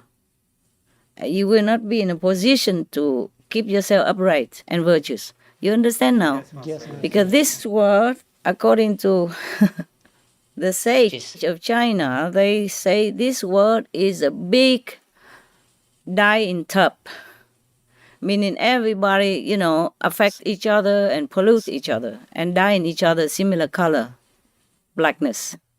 Okay? So very easy to fall again. Because you have different karma to be reincarnated in different lifetimes as a different person or different being. This lifetime maybe is your period of good karma. Yes. So if you keep a good life like this, maybe next life you can have the same life again. Yes. Yeah, but who knows? If your other bad karma will not come to you in the next life. Next life, you never know if you will be born in such a good situation and associate with good people or be with good friends who can remind you of virtues and moral upright lifestyle again. Okay? Yes. Even the Buddha in some former lives he had done something wrong because of the different background, because the different situation, different associations. It's too cruel. I don't want to talk about it. Okay? Yes. But he had to be blind one time. Somebody had to pluck his eyes. Yes, it was very gruesome. This life is like that. So you never know if you are lucky to be reborn in a good circumstance again.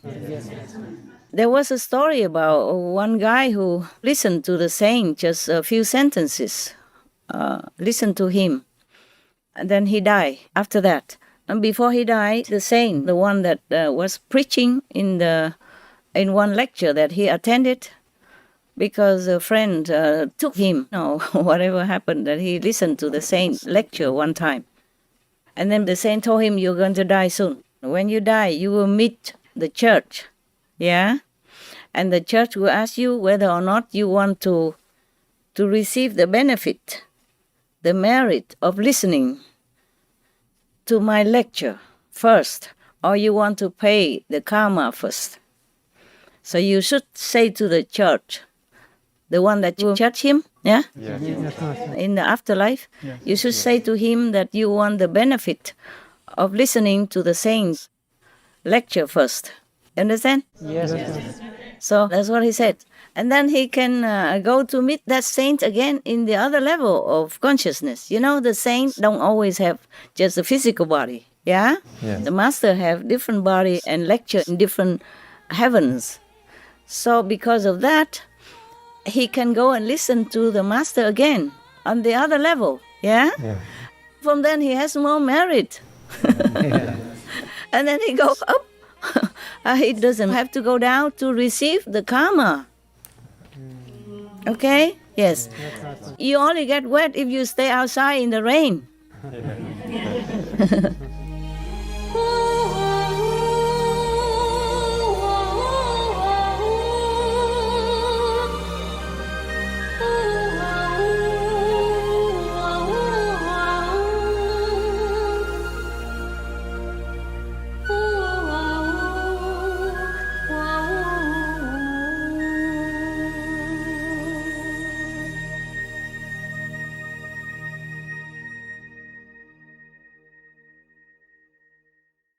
Once you go inside the house and stay there, you'll be safe.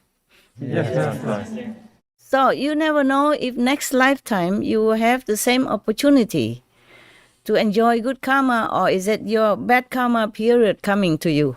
Right. Yeah, like that. So the best is get out of this world as soon as you can, quickly.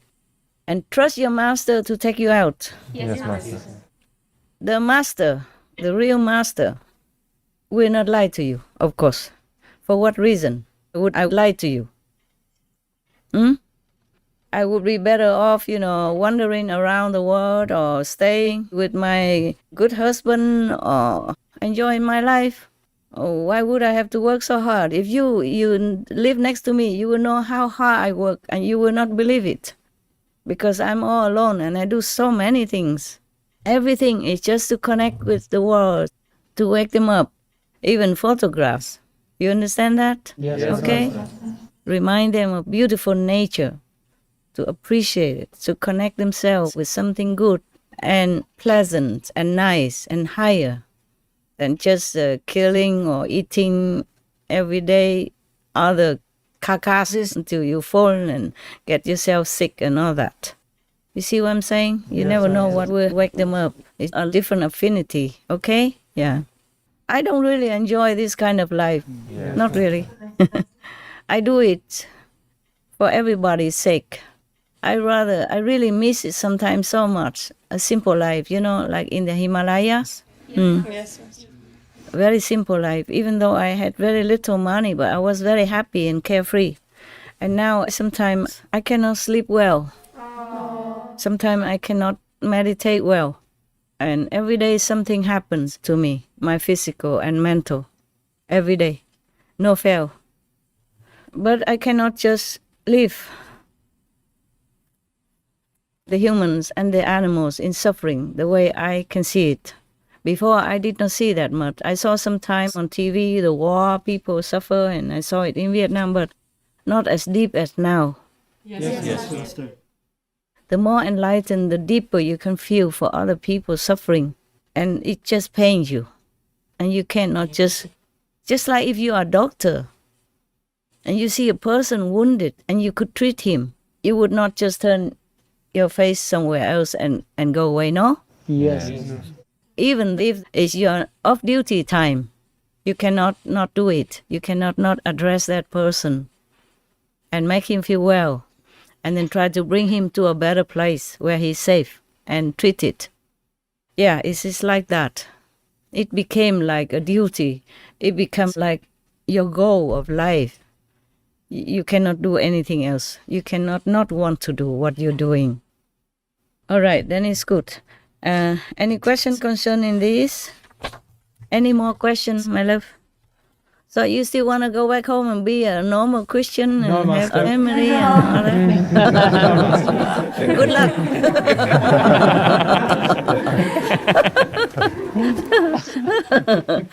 I think you will be not so happy as you imagined.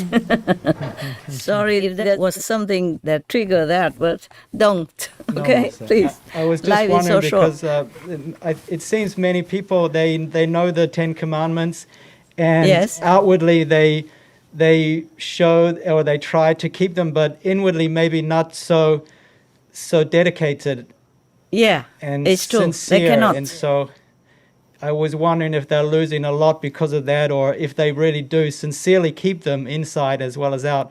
There's some kind of spiritual charge that really keeps them progressing spiritually life by life. Yeah, they go nowhere, baby. They just go back. Yes, Master. If they are lucky and good, and if their bad karma is not pounding them next life, then they become a human again, Yes, Master. having a comfortable life, almost like the last life. But if the bad karma period comes, just like the river, in some part of the river is deep, and dangerous, and with whirlpool water, and some river area are flat, are peaceful, and the water runs slowly, and not dangerous. A human's karma and life is like that, sometimes up, sometimes down. Even the Buddha became a gecko, due to something that he had done in the last life or other life. It might not catch up with you the next life or this life, but it will catch up next life or the life after. You understand what I'm saying? Yes. To recycle yourself in this shadow world is a very, very dangerous decision and action. You better just get out. Yes. The house is burning. Yes, Master. Now you see the pandemic, okay? But it's not the worst. That's not the worst. It could be worse. And the world, sooner or later, will be destroyed too. In the three worlds, no world is safe. You be recycled again, and again forever. Sometimes you go to hell, sometimes you go to lower heaven, sometimes you become human, sometimes you become a gecko even. Maybe you like to try a gecko life? No, No, Master. Fun, yeah? Oh yeah, my God lah. Okay. But it's good that you ask. It's good that you ask. Because many people maybe ask that question. You see? Yeah. Many, like they say they're Christian, they're Buddhist, they don't need to do anything. They don't need to follow any master because they have Jesus and they worship Buddha and they think that's enough. No, not really. Because your mind will trick you, will make you wander around all over. You cannot really concentrate on the Buddha alone. The Buddha in the Amitabha Sutra, he explained that if you recite the name of the Amitabha Buddha sincerely, one-pointedly, how often can you be one-pointed? Yeah, one-pointedly, and have to remember all the details of the Buddha's land, the Amitabha Buddha's land, that the Sakyamuni Buddha has described. Remember all that. And remember Buddha. Don't think of anything else. Then you will be born in his land. The same with Christian people. They think they go to the church singing and then go next door drinking some alcohol and coffee or whatever afterwards. And go home and eating the meat that is killed for them already on the table, and they're not going anywhere, sweetheart. Truly, I'm very sorry. I have to tell you the truth. It's like that. Because this world that distracts you, the world distracts you. You understand? Yes. You can't just remember all the time to be good and virtuous. And just to eat meat is already a great sin. It says so in the Bible. Yes. Meat for the belly, belly for the meat. And God shall destroy both meat and them. Yes, Yes, Master. Master.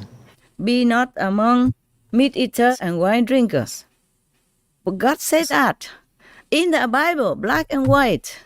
No matter how bad they interpret or how much they cut, these things are still in there. Yes. Yes. Master. Since centuries. Huh? Yes. And nobody listens. Nobody. Even some people who know the Bible by heart also don't listen. They continue to eat meat, drink wine. Yes, Master. So it's not just in front of the blind, it's talking to the deaf as well. Okay. They read the Bible every day. They go to the church and all that.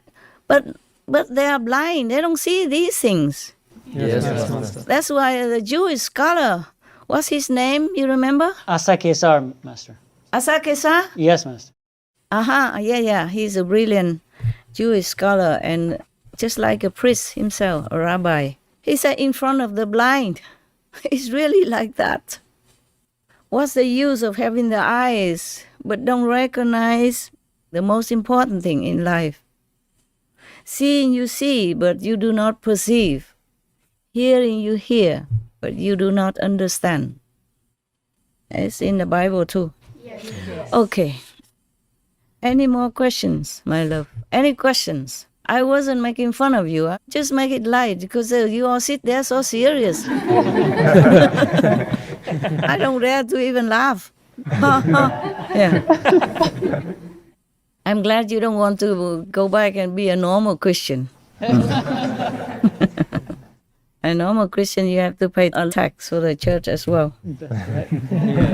Yeah. My ex-husband told me. I didn't know. Okay. Other people? Other IQ? Thank you for saving us, Master. You are welcome. And thank you for letting me. Yes. Really. Because if you don't let me, I'm also helpless. Like the doctor, if the patient doesn't sign the agreement to let him operate, then the doctor also is not allowed to do it. Yes, Master. So you are saving yourself. You know that? And I congratulate you. I thank you also. That makes me happy. Thank you, Master. It makes me happy that you're so wise. And it makes me more happy because you stay there and work for Supreme Master Television. We love this, Master. That helps. That helps a lot of people. You know that? Countless people, visible and invisible. You don't know the astral beings that listen to your TV every day. Wow. The angels and the... Yeah, really.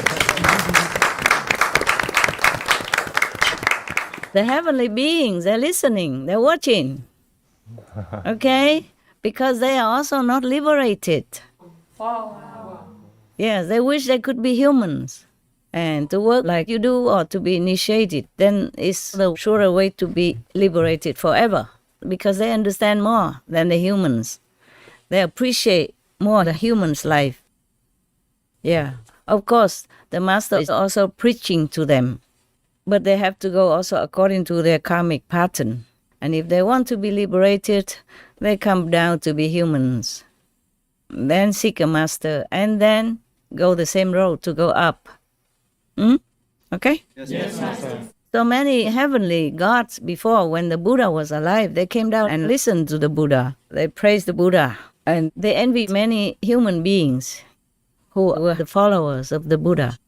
But because they listen to the Buddha, they can come back as a human and don't have to be born at a lower level, so they have an opportunity to see another master. And then they can get liberated. That's why all the heavens beings come down, listen to many of the masters teaching when they're preaching or when they're talking.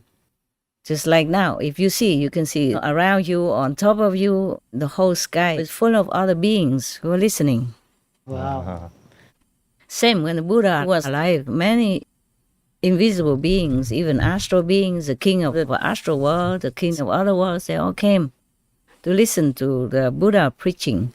And some of his disciples saw them. That's why we have many stories saying that. Yeah, because they recorded it. The people who saw it recorded it. Anand recorded it from other people who told him. Yes, Master. Yes, Master. Or who told in front of the assembly. Just like sometimes when we have a retreat or we have group meditation, some of your brothers and sisters told their experiences. Yes, Yes, Master. Master. They say they saw even dragons and other bodhisattvas or heavenly beings present when your master was talking. Remember that? Yes, Yes, Master. Master. And nowadays we have video. So Anand doesn't have to be so diligent. If he reincarnated again, there's no work for him to do.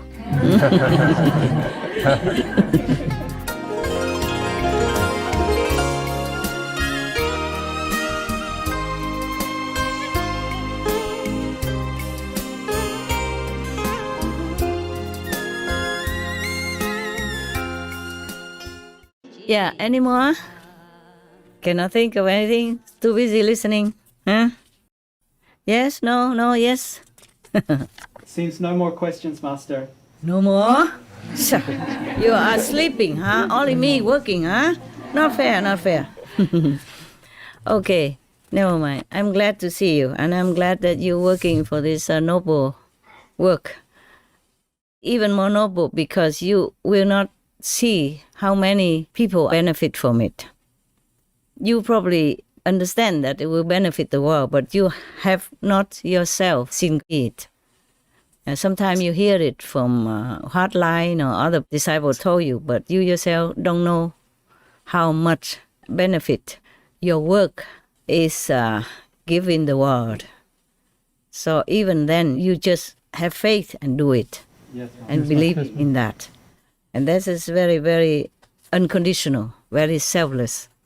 Because most people, when they do something, they want the satisfaction of knowing the result. You see what I'm saying? Yes. So they feel successful, feel happy. We don't even have this. We don't even have this luxury. But now and then we heard it from the hotline or from other disciples. Or at least you have faith. And that's very good of you. Okay? I want to thank you, all of you. And the people outside. Thank you, Master. Yes. Bravo. Thank you, thank you. Yes, I'm glad that your faith is so strong.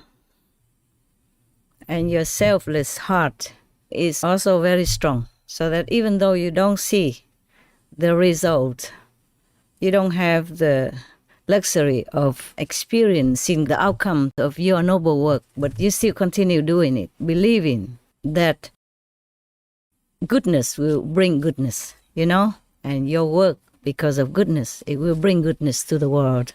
To be able to believe that, you must have a very good heart, a very noble intention inside you, even though you might be too humble to recognize that. And it's okay too. It's okay too. Because if we know too much, who knows, maybe our ego will pop up. Then it might be making trouble for our daily concentration in our work. Okay? Yes, Master. Yes, Master. But believe me, your work is very powerful. You are helping the whole world. And not just the world, but the heavens, lower heavens, and the hell as well. And all the animals are thanking you. And the hell people are thanking you. Heavens are thanking you. Even though you, not all of you might see it. But it's all right. We don't have to be happy. We don't have to know the result of our work. But we understand that it is good because we are doing good, right? Yes. Our work must bear some goodness, must bear some good fruit, because it's good work that we're doing, the best work that we're doing. Even if we don't see, we don't hear, we know, we believe that it's good. Our work brings goodness to the world.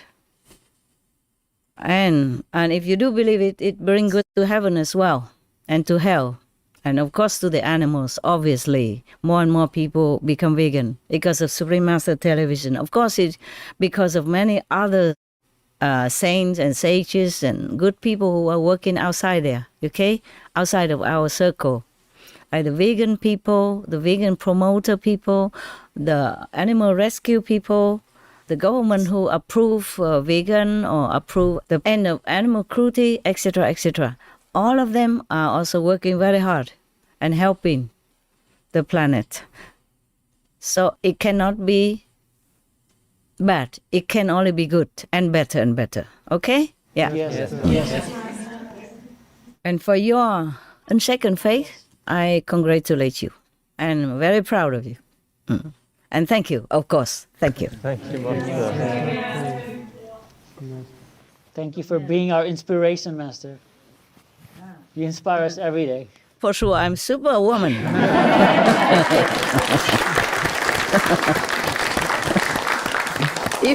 If you see my table, my desk, full of wires, all different colors, different kinds, then you know for sure I'm superwoman.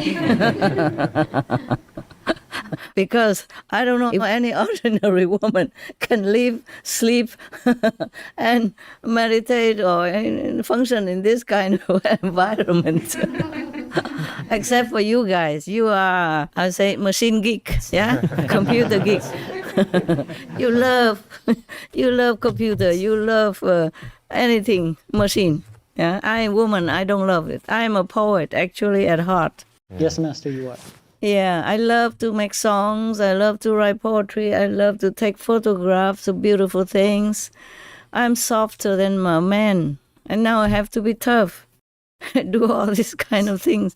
To you, maybe it's nothing, but for me, it's really a big, big job to connect all these wires. It's a lot, Master. It's a lot. Even it's a lot for you? It's a lot for you, Master. It is for me. Too much. I confess. I'm not saying I'm that tough, that this is a piece of cake. No, it's not. I can't believe I did all this, connecting this and that and others together and making it function. Yeah, I could even talk to you. I wanted this long ago, yeah, but I thought it's not possible for a computer zero like me, yeah? Because although a superwoman like me, I don't know if tomorrow or next day we will have a chance to talk to each other. Okay, huh? Yes. Who knows? We take one day at a time. Whenever we can, we count it as a very, very miraculous blessing. Yeah? Okay? Yes. Yeah. All right. Okay. If you don't have any more questions, then I will tell you about another story. You want that? Thank you, Master. Okay, you want to hear about Satan or you want to hear about Moses and the ants? Moses and the ants. Moses, good. We just talked about him, right? So we continue this way. Yes. This is the first book. And the stories in this book are simple and easy to listen to, easy to digest. So that's why I started with it. You know, in the second and third book, it'll be more sophisticated, deeper spiritually. Okay? Though I just remember vaguely like that. I can't remember all the stories in there. Okay, so now Moses and the ants. Originally, I didn't choose it. I didn't choose this one. I thought it's too short and it's not much. But by the way, I saw it today. When Moses was on Mount Sinai and was blessed with the initiation and the 10 Commandments, I wonder if this was really God himself personally, or it was the master who transmitted to him all this initiation. You see that what we read is like initiation, yeah? The commandments and the silence, the remembrance of God, but not to speak loudly about God's name, yeah? Yes. Or in any occasion at random, it is forbidden. So it's like maybe there was a saintly master who gave him this initiation on the Mount Sinai.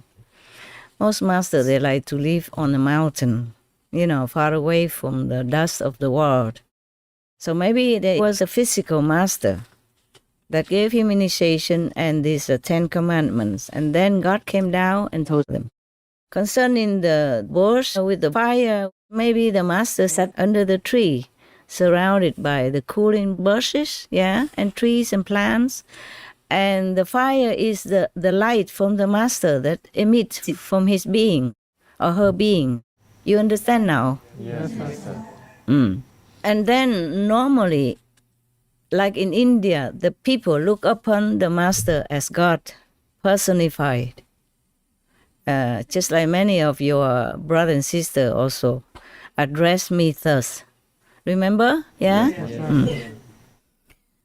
Because I think the master represents God, and sometimes they call him or her God-man, or God-woman, yes, or Holy Mother from God, something like that. So I guess that Moses was on the Mount Sinai having the master's initiation, yeah? And of course he could see God through the initiation, through the light and the sound of God, of the music and light of heavens. So now he was there on Mount Sinai, and then God gave him the 10 commandments. Afterward, Moses told Israel's descendants about God's 10 commandments.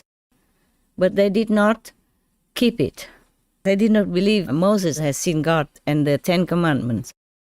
And so they became idolatrous also, yes.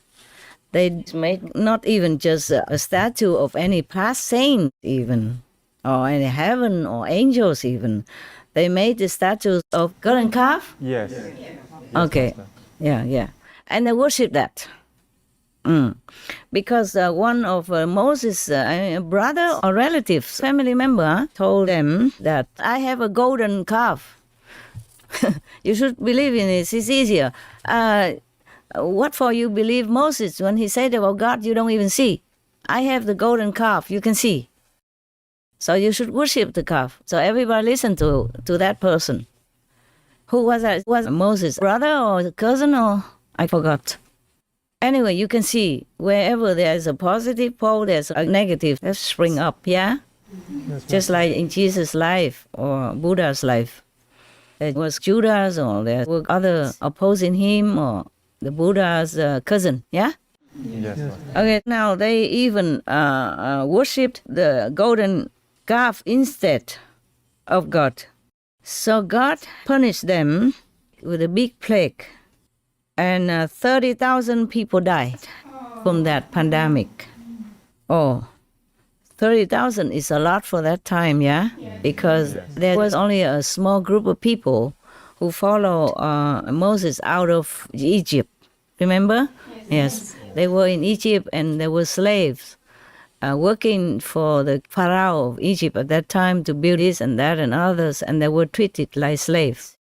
Yeah, they were even forbidden to openly worship God in their own religion. They went out of Egypt, and it's not like a big group. So 30,000 people died from the pandemic. That is a very big number for them.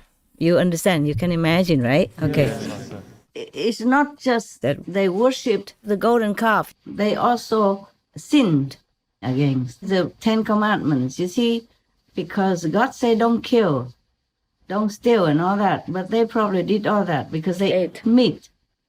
And instead of eating the vegan diet that God has told Moses to do. That is sinning more together with the worshipping of the, the statue of the calf. That is the sinning. very, very sinful. The eating of the meat. That's why in the Bible it says meat for the belly and belly for the meat, and God shall destroy both meat and them. Just like one time they asked God to give them, they say, you gave our ancestor manna, cannot you give meat as well? So God rained down meat for them to eat, and God destroyed them all. You see that? Yes, Master. Yes, Master. So it's a precept, it's a commandment that they also sin against God's will, against God's rules. Not just the worshiping of the calf only, because they went the wrong way. They don't worship God, they don't keep God's commandments, they just worship the calf, and then they think the calf will help them, bless them, so they could do anything they wanted. And they sinned further down, eating meat and killing and all that. That's why God punished them by the plague, by the pandemic.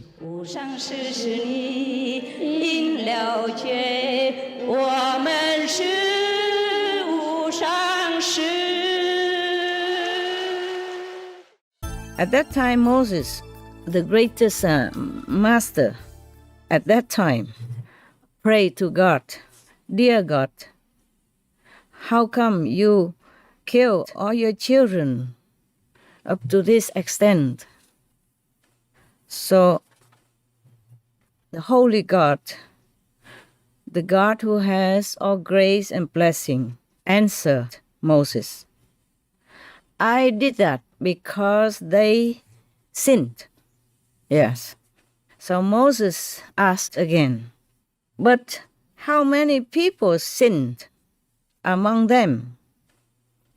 You should think of all the innocent who also died with them, like collectively, died with them, without doing anything bad, without sinning." So after a while, after praying to God and saying God should consider others who are innocent and also have to die together with the sinners, when God make a plague and they died together, sinners and not sinners together. Well, after the conversation with God, Moses felt very sleepy. Yes. And then when he was asleep, there were some ants that crawled onto his legs and bit his legs. Moses, half asleep, half awake, just, killed them. Used his hand to slap them, and they died. When you're half asleep, Yes, Master. If some mosquito is kind of in love with you, have a crush on you, and comes too near, then you just don't understand. It's just itching, and you just say like that. So Moses did that with the ants, many ants who crawled on his legs, and some bit his legs. So they died. And then God asked Moses, "Moses, why did you kill this group of ants?" Moses said, "Yeah, because they bit me." Bite. And then God asked him again, "How many ants bit you?" "Just some. One ant, 2 ants, or 3, 4 ants. And then you killed many of them, many tens of them. As if you could not discriminate between the one who bit you and the one who did not bite you. So the same, I also cannot differentiate who sinned and who did not." Okay, therefore there was an idiom saying that when the fire ignites in the forest, it will burn all the dry wood and the fresh living trees. It will burn all the rotten trees, dry trees, as well as the living trees.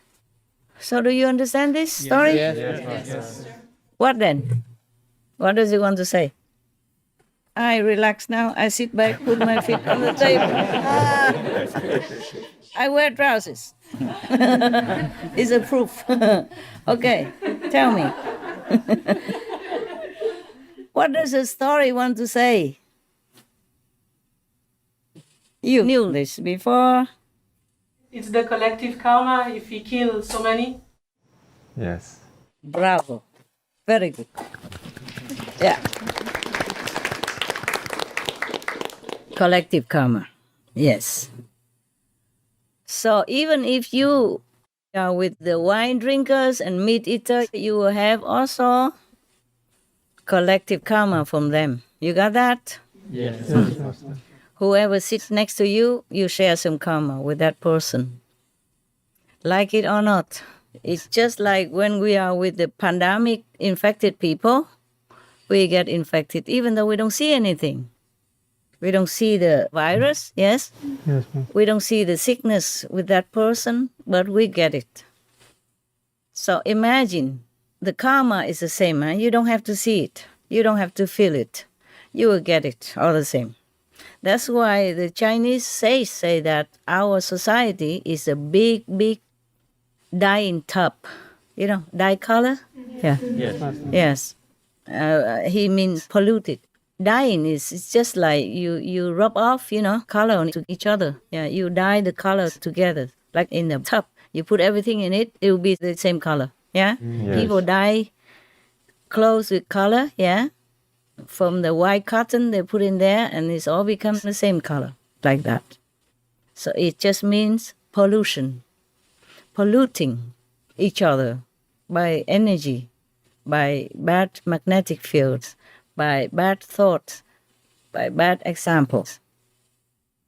And invisibly, the bad energy, the vibe of the next person pollutes you and makes you slowly become like them, or at least half like them.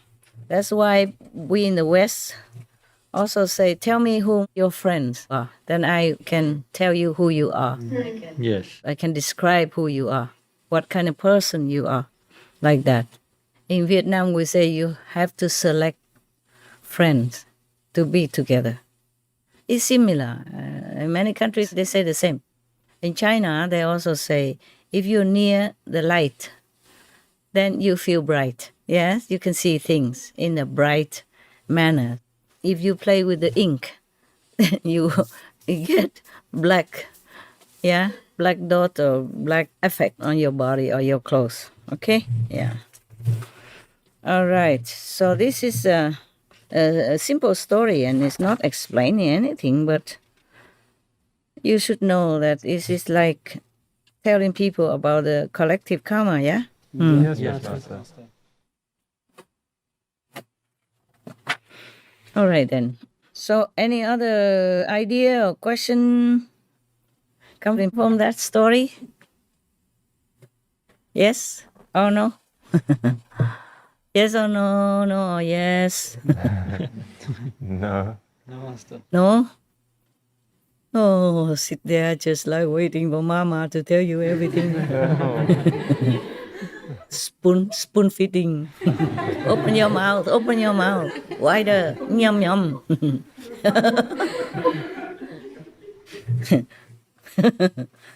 Okay. Huh? So, actually, we have all heard that. We all know about collective karma and the karma of our ancestors even. Yeah? Because we have this DNA connection. If our parents do something bad, we also inherit some karma. And in the national law, if one of the family members do some bad things, that affects the family too. Yeah, sometimes the family also have to go to jail. It depends. In the former centuries, old feudal systems, like you have the king and queen and royalty. I mean, in old times, not these times, but the old times. If you committed some offense to the king or the royal family or to the nation, like maybe betrayers or traitors of the nation, then not just you were chopped head, but the 3 generations also together died with you. Chopped head also. Wow. Yeah. They killed three generations, so nothing was left of your name, of your family, of your power, nothing left so that nobody could revenge. You understand that, huh? Yes, Master. So this is some kind of collective karma also. Lucky we don't have this kind of system anymore, huh? So nowadays, whoever commits a crime, that person is responsible alone. Mostly like that. It depends. If you don't cooperate with that criminal in your family, then maybe you're free. Yes. Lucky we have a better law nowadays. Mostly. Yes, Yes, Master. Master. All right, my love. Master, in this story, because they worship the calf, like some deity, so God punished them. But in Taiwan also have many different religion and also worship like this. They will cause some karma because of that. You want me to offend 23 million people?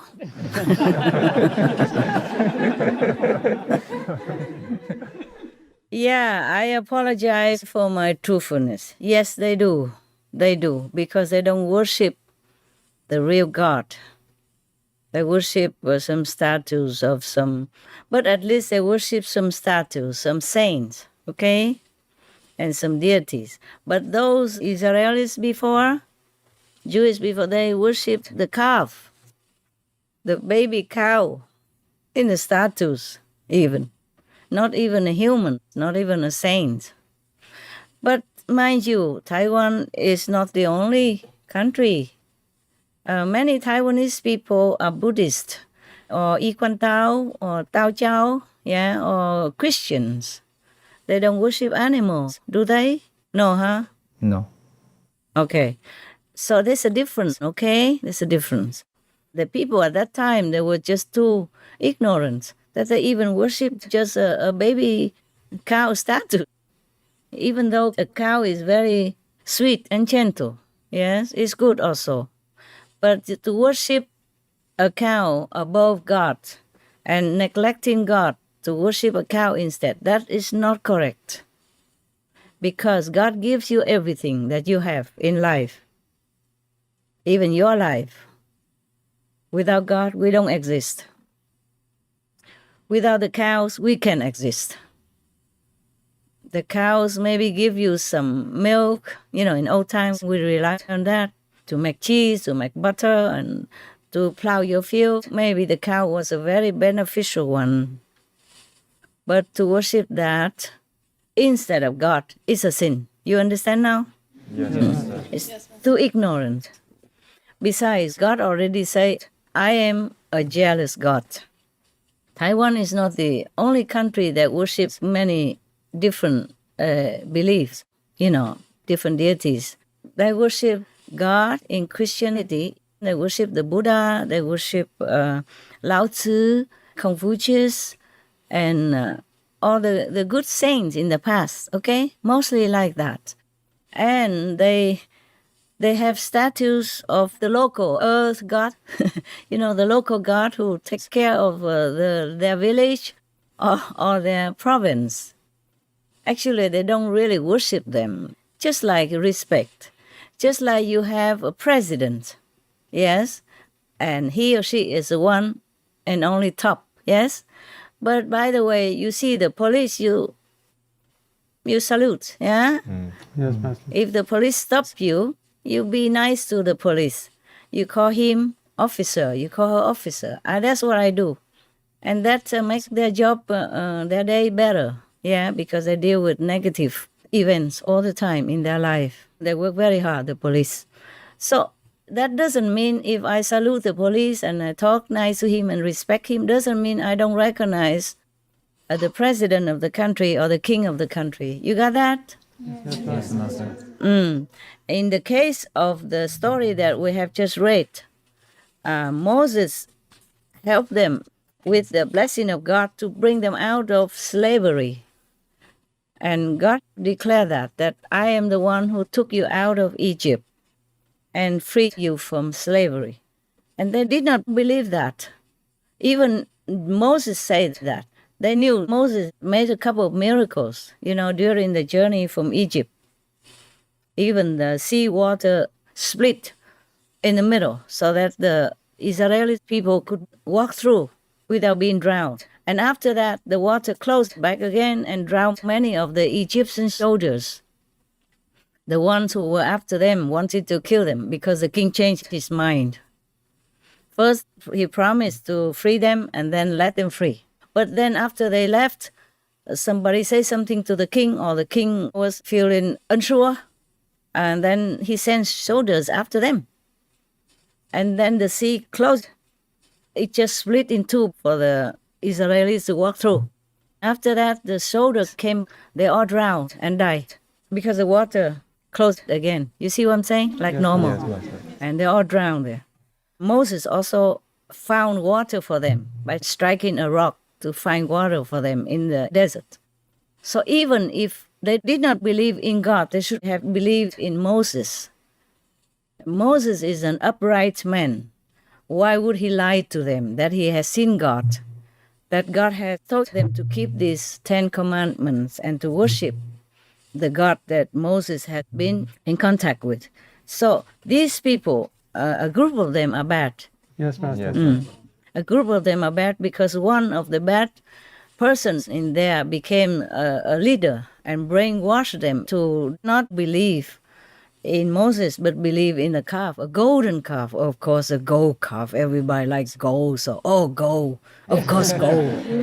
God we don't see, but gold we see. So they're just ignorant. And a bad leader always makes people fall into the wrong way. Yeah, just takes one person, one bad person who talks sure-footedly and talks loud and talks confidently and has some little eloquence, and people believe him and follow them a lot like that. So God punished them. But the Formosa people, they worship past masters, like in Taoism and in Confucianism and in Buddhism, like that. Equan Tao is also Buddhist, from Buddhists.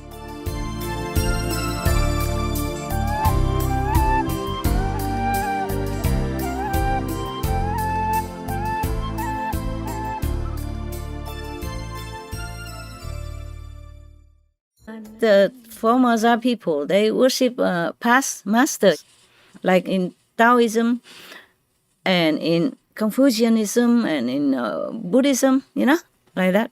Equan Tao is also from Buddhists. They worship the Qigong Hofo, they call him. Qigong Hofo meaning the living, Qigong, the living Buddha. They say that every day, but they don't realize that Qigong Buddha is gone already. Not a living Buddha anymore.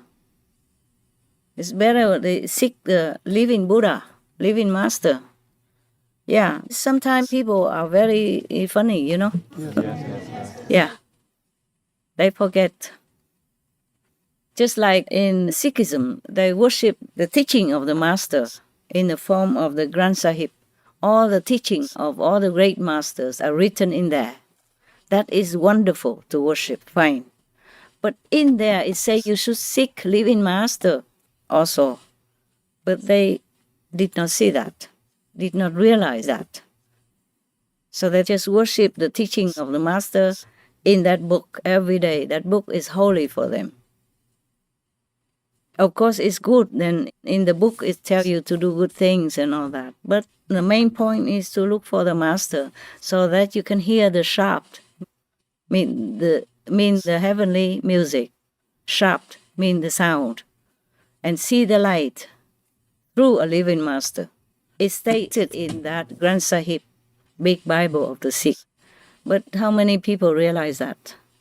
Just like in the Bible, it says, don't be with the meat eater and wine drinker even, not to talk about eat meat and drink wine yourself. But how many people follow that?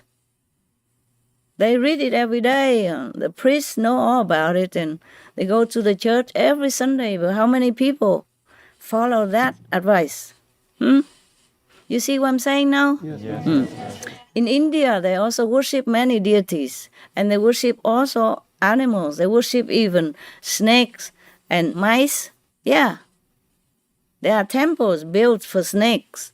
the temples were built for mice. And people go there and eat and drink together with the mice and wish to be born as a mouse. Some people go and offer milk and flour and all that for the mice to eat. And the people, the followers, go there and drink the milk for the mice together in the same bowl. Whatever the mice already drank, they also drink it, hoping to have blessing from the mice. And eat the mice left over, hoping also to be born as a mouse. And some worship cow also, of course, living cows. If you go to India, you see what I'm saying is true. And you don't have to. Maybe you read some books and they write about it, okay? And documentary films. I'm telling you the truth. You believe me or not? Yes, Master. And you go there and see people worship the mice. And the cow. Of course, the cow we can understand because in India before, they have only cow milk. Cow milk for babies, for the sick people, and for making medicine, for making cheese and butter and all that for them. All these centuries and thousands of lifetimes. So they are appreciative to the cow. I mean, most Indian people, not all of them. Some of them eat them also because of influence of other religions. Like that. It's even so bad that the government made a law nowadays in some states in India, made laws to forbid people to harm or hurt the cow or kill the cow, anything. In some places, if you kill the cow, you go to jail for life even. I like that because the cows are harmless. He eats only grass or leftover garbage, Yeah, they don't do any harm to anybody. They are very, very docile. Now you are happy with my answer, yeah? Yes, thank you, Any Master. more doubts? Any more other questions spring from that? I just wondering because the culture like to pray for study, pray for prosperity. They like to pray for some deity about those things, mountain things. Well, if it helps them, because for some people, God is too far-fetched. Yes, the teaching of the saints and all that, they think they cannot do it. They cannot follow because they are just ordinary persons, they are just an ignorant beings and they look down upon themselves because they don't see the Buddha nature in themselves. There's no master who can open their wisdom eye, let them see that there are great beings within themselves, within this physical body. Even though the Bible says that you are the temple of God and the Holy Spirit dwells within you, or God is within you. Buddha nature you have. But saying is saying. Believing is another thing. People have been poisoned for too long. They have no more self-confidence. They have no more trust in anything that they don't understand or don't see. Only the Master can make them see. And only if they are even up to it yet. Because the Masters, mostly they are compassionate. They just give everyone a chance. But not all of them, even initiated people, would understand that much. But if they continue practicing and being faithful, then, of course, sooner or later, they will also catch up with those who can see immediately, or who have a strong faith. Like Jesus said, blessed are those who don't see but believe, because for them is the kingdom of God. Yes. Okay, now we are in this difficult world, very hard world, and we influence each other as a big dying tub. So if one person says, oh, the local God is very, very, very responsive. If you pray to him, you bring some gift to him, then tomorrow, whatever you ask will come true. It might come true, it might not. The small God maybe can help you a little bit. But it could be also your karma that changed for the lucky tide now. You see, just like the tide in the ocean, it ebbs and flows. In this world, you have to know, my love, it's so difficult for ordinary people out there to earn a living, to marry off her daughter, to cure his grandparents' sickness, to minimize the suffering of their relatives and friends due to disease or trouble. So they don't see God. They cannot see God. So they have to grab on anything they can see. Any statues of the past saints, any written past teaching of the saints. They worship it, they pray to it. And sometimes it works if they are very sincere. Then, of course, the angels, the saints, the sages are never far away. They have what they can, according to their karma. If their karma is about this much good, they add on more to make their wish come true. Then they begin to believe more. Next time they ask the same book of the teaching of the saint, or next time they come back to the same local deity to bring more apple, whatever they bring. Or they worship some ghosts or some demons that they don't see around them, just to help, to bless them, or to minimize their trouble, or at least don't cause them more trouble. And it works, then they do again and again and again. And then they spread it out to the neighbors, to their children, to their family, their friends who do the same. Do you understand now? Yes. Because this life is too hard to earn a living, to stay sane, to be above poverty, or even just to have enough food. 2-3 meals a day. Sometimes people have only 1 meal every day, not because they are monks or nuns, just because they don't have the fortune to afford 2 meals or 3 meals. You know that. Yes, ma'am. Yes. Some don't even know if tomorrow they even have 1 meal. This world is so hard, and once you lost something, you lost everything else. And in many countries, you know that. A lot of homeless people, because they just lost their job, or they just been so ill that they spend all their savings, and they cannot get up to catch up again to the former lifestyle or the former standard of life that they had. And they became homeless. They're begging on the street. Everybody afraid of that situation. They don't want that to happen to them. So they pray here, pray there, they go worship this and worship that, just in case it works. Because they don't know what else to do. Do you understand now? Yes, ma'am. Yes. So we cannot even look down upon them also. We also cannot feel disrespectful for this kind of activities and worship. For most people, that's the only comfort they have. At least it comforts them. Give them hope. Yes, Give them hope that maybe the deity will help, will bless, and will make trouble less or make the trouble disappear. Give them hope. Because in this life, hope is the best human can have. In daily life, dealing with all kinds of trouble, difficulties. Even if you have a job, it doesn't mean heaven. Because you have the boss, the big boss on top, pushing for production. The lower boss between, kicking you to be faster, to work harder. Even if you are sick that day, even you are in trouble with your wife or in trouble with your children, you still need to work. And if you are in front of the public, like the news readers, the journalists, the reporters, you have to smile no matter what.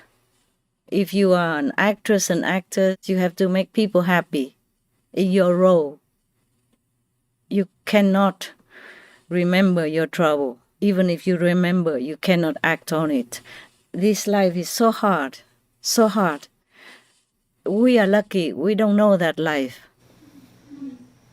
But imagine if it's you. You work in a very hard, competitive, sometimes toxic atmosphere just to earn a living, and still not sure if you can continue to do your job. Sometimes you just lose your job like that for no reason or very little reason, because you're powerless and you need that job for yourself, for your family, to have a dignified life It's very, very hard. So people just worship anything, pray to anything. It's like that. The same with the people of Israel at that time when Moses was leading them in the desert. It's a very short distance from Egypt to Israel, to Jerusalem. But somehow they run around or lost themselves in the deserts for 40-something years. You understand now? Yes, Master. And before that, they believed that God gave them a promised land, Israel.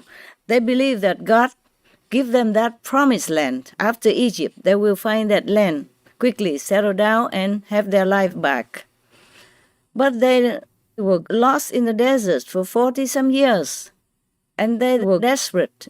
Yes, even though they had Moses and all that, who strongly believed in God because of his own experience, direct contact with God, or through the Master on Mount Sinai. But still, how many people can hang on to Moses' faith without having the experience themselves? Maybe some people followed Moses and were initiated and also had some experiences like him. But not everybody have good experiences, the direct contact like that with the light and the sound. And not everybody can believe anything that they don't see. So for 40 years plus, they wander around in the desert. Imagine how hard a life that was.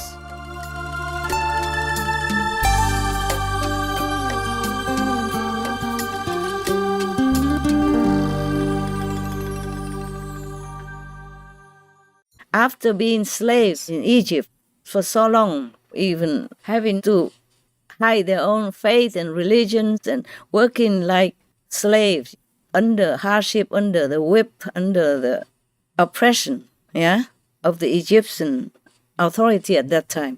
And then, relieved, went out of Egypt and thinking that they will find their promised land very soon. It should have been sooner because it's not far from Egypt to Israel. It's not too far, is it? No, Master. It would not take 40 years, no? No, Master. Even on foot. No. But it took 40 years. Imagine how much hardship they had to endure in the desert. They probably brought some provisions with them and planted something, but they never knew if there's rain or if there's water in front of them or not. They had to walk and walk and walk under the scorching sun and freezing nights that they could not even sleep well and all that. And maybe they lost faith in the promise of God. Do you get it? Yes, Yes, Master. For anybody, it's easy to lose faith. Look like they could never find their promised land.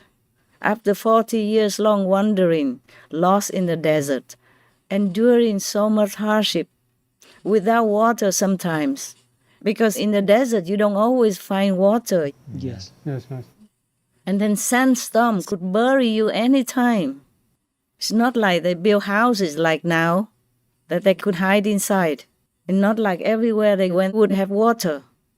Not like everywhere they went they could even settle down and plant vegetables and all that to eat. How much money could they take with them? How much could they trade? How much could they buy in the desert? Yes, Master. So, of course, they sin against God, against the so-called jealous God. But I guess this is not a higher God. Of course, most humans cannot contact the higher God, cannot contact God Almighty, because we are too deep below here. Too deep. Yeah? All right. Too deep because we bury ourselves in our own wrongdoings, in our unfaithfulness to our own kingdom within. Too deep because we kill so many masters, life after life. Too deep because we kill each other. Numerous, uncountable numbers. Too deep because we kill everything else. All the animals, innocent animals to eat. From the deep sea to the high in the sky, we eat them all. So the consequence is that we are burying ourselves every day. So we hear nothing, we see nothing. Even the Bible is written like that. Don't eat meat, don't drink wine, don't kill all the sheep and the he bullocks to worship me because I don't want any of that blood. And they still do it, to eat it themselves. And on some festivals to worship God, they kill lambs and turkey, chicken, whatever. To thank God, they kill the millions of turkeys to celebrate Christ's birth, which is a joyous occasion for life. They kill so many turkeys. You know that, right? And chickens and whatever. Yes, Master. Oh, God. How can we expect mercy if we are merciless like this? So even the people in the desert turn away from God and worship the cow instead.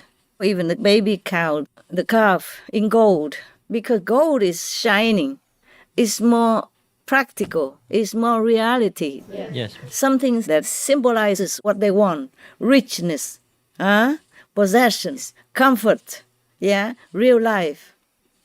Not toiling around, getting lost in the desert like this.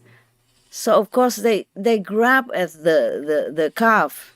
Even if inside they don't believe, they try to believe that person who says worship the calf is good for you.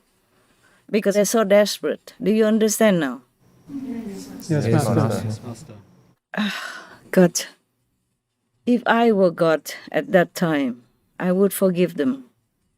But the thing is, the less they believe in God, the less they will find their promised land sooner. Yes, Master. But for an ordinary, ignorant person, how can you blame him? Look at the angels, fallen, sitting next to God, having all the blessing and glory and everything they need, fallen from heaven. Look at our forefather, Adam and Eve, fallen. How would we, the ignorant people, not fall? Tell me. Yes, Master. Yes, Master. Yes, Master. So the humans are to be pitied, to be loved, forgiven, and helped. That's why I did not give up. That's why I don't give up, even though I don't know how I continue. Just so much work every day. Sometimes I think, I hope I can. Sometimes I feel very dizzy in the middle of nothing. I just washed some dishes and I felt so dizzy. I had to hold on to something. I was checking some news just in case that you don't know it, I would tell you. Otherwise, I would not be able to explain to you, even though you collected them yourselves. You see, like today, the question you asked about the UFO, yes, and about the black hole, I also have to know some of it. Otherwise, I cannot answer you. These are modern things and a real topic of our world, apart from heaven. People just know much about the world. We have to talk their language. If I just talk about heaven all the time, people think we don't see anything. You see what I'm saying? Yes. Don't see any evidence that heaven exists even. So now I feel sorry for these Israeli people who were lost in the desert for 40-some years and even had many bloody battles in order to keep Israel during the course of all these centuries. Very, very pitiful lot of the humans at that time. And now still have to struggle and fight for survival, for the existence in their so-called promised land. You see what I'm saying? Yes, Master. That life was not as merciful, as lucky as the life we have now, even though we don't have much and we work a lot, but we still have some peace, some safety. Yes, Master. So for the Israeli people at that time, it's not what we are right now. Imagine, they're homeless. Yes, Master. They're wandering in the desert even. So after 4 decades long, of course they lost some faith. And that is also forgivable. Yes? Yes. But never mind. I just hope that God destroy their bodies, but forgive their souls, so that they can redeem their sin that way. Yeah, by dying that way. And then their soul can have redemption and restart a new life somewhere else, in some other body. Okay, huh? Yes, Yes, Master. Okay. So maybe God forgave them in that way, by punishing them, so that they can cleanse their sin and start anew again. Yes, Master. Yes. Just like karma, you pay and then you are cleansed of it. But it's just between humans, between you and I as humans. I just explained to you that they are to be pitied, yes, to be forgiven, because they are just humans with the earthly flesh and a simple mind, and they have been slaves all their lives in Egypt. Even their generation, from generation to children, all that, have been slaves for so long, hardship, under the yoke, under beating, under oppression already. And then they thought they would find their promised land soon.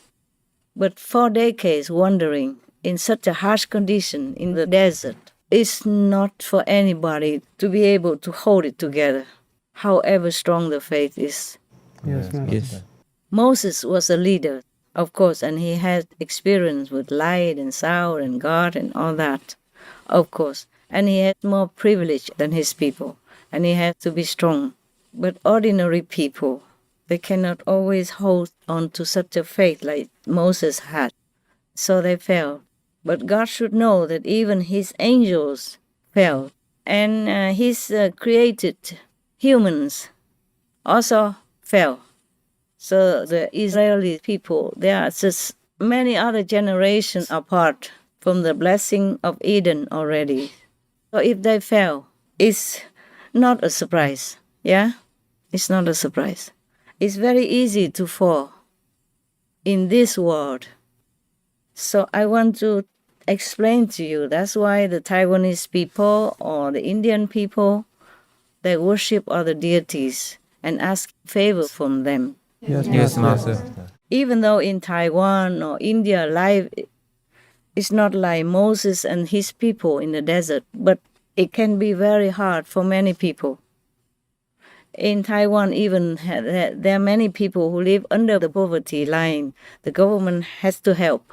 And in India, many people live way, way, way below the poverty line. You know that, right? Yes, Master. They live on the street. The street is their home. If they could even sell things there or do anything on the street to earn a meager living. Very low standards of living. India has many billionaires and millionaires also and rich people, but has more percentage of poor people. So they just worship anything, they call on anything just to help them in time of their desperation. And we cannot blame them.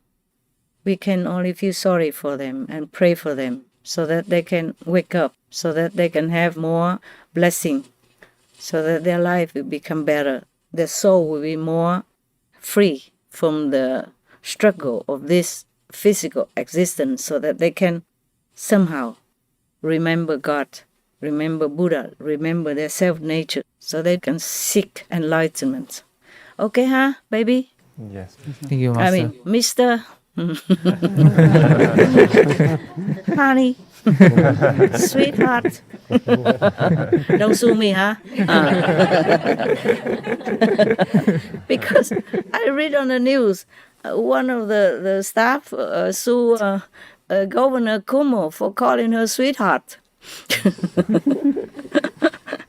Oh my God. In America, they call everybody sweetheart. Sometimes it's just a habit to say, like a friendly address. Like in England, they call everybody love. Okay, my love. Yes, love. Goodbye, love. Like that. To the people they don't even know, in supermarkets and all that, they talk sweet. And sweetheart is some normal thing to say in America. Yes? Yes. Master. Say he flirted with her and called her sweetheart. Oh my God. What should he call her then? You there? You sweetheart or not? Sure. All right then. So our world is a funny tragedy, okay? Whatever happens, no surprise. As long as we live, we help our fellow beings and the animals. Foremost in my heart is the animals. They suffer too much, nobody cares. They scream, nobody hears. They yell, nobody cares. They get kicked, they get poked with knife, with the forks, or with the spear, whatever object. They treat them like just like you treat a stone, with no feeling, nothing like that. Kick them, cut their throat alive, barbecue them alive like that. Oh my God, we have become demons. Many of us have become demons, not fit for Eden anymore, not like humans even. It's terrible. One influences the others, one infects the others, and we have become a demon's race on this planet. One is doing that, the other one is condoning that, the other one is accepting that, and the other one is just ignoring that like nothing happened. Oh Buddha,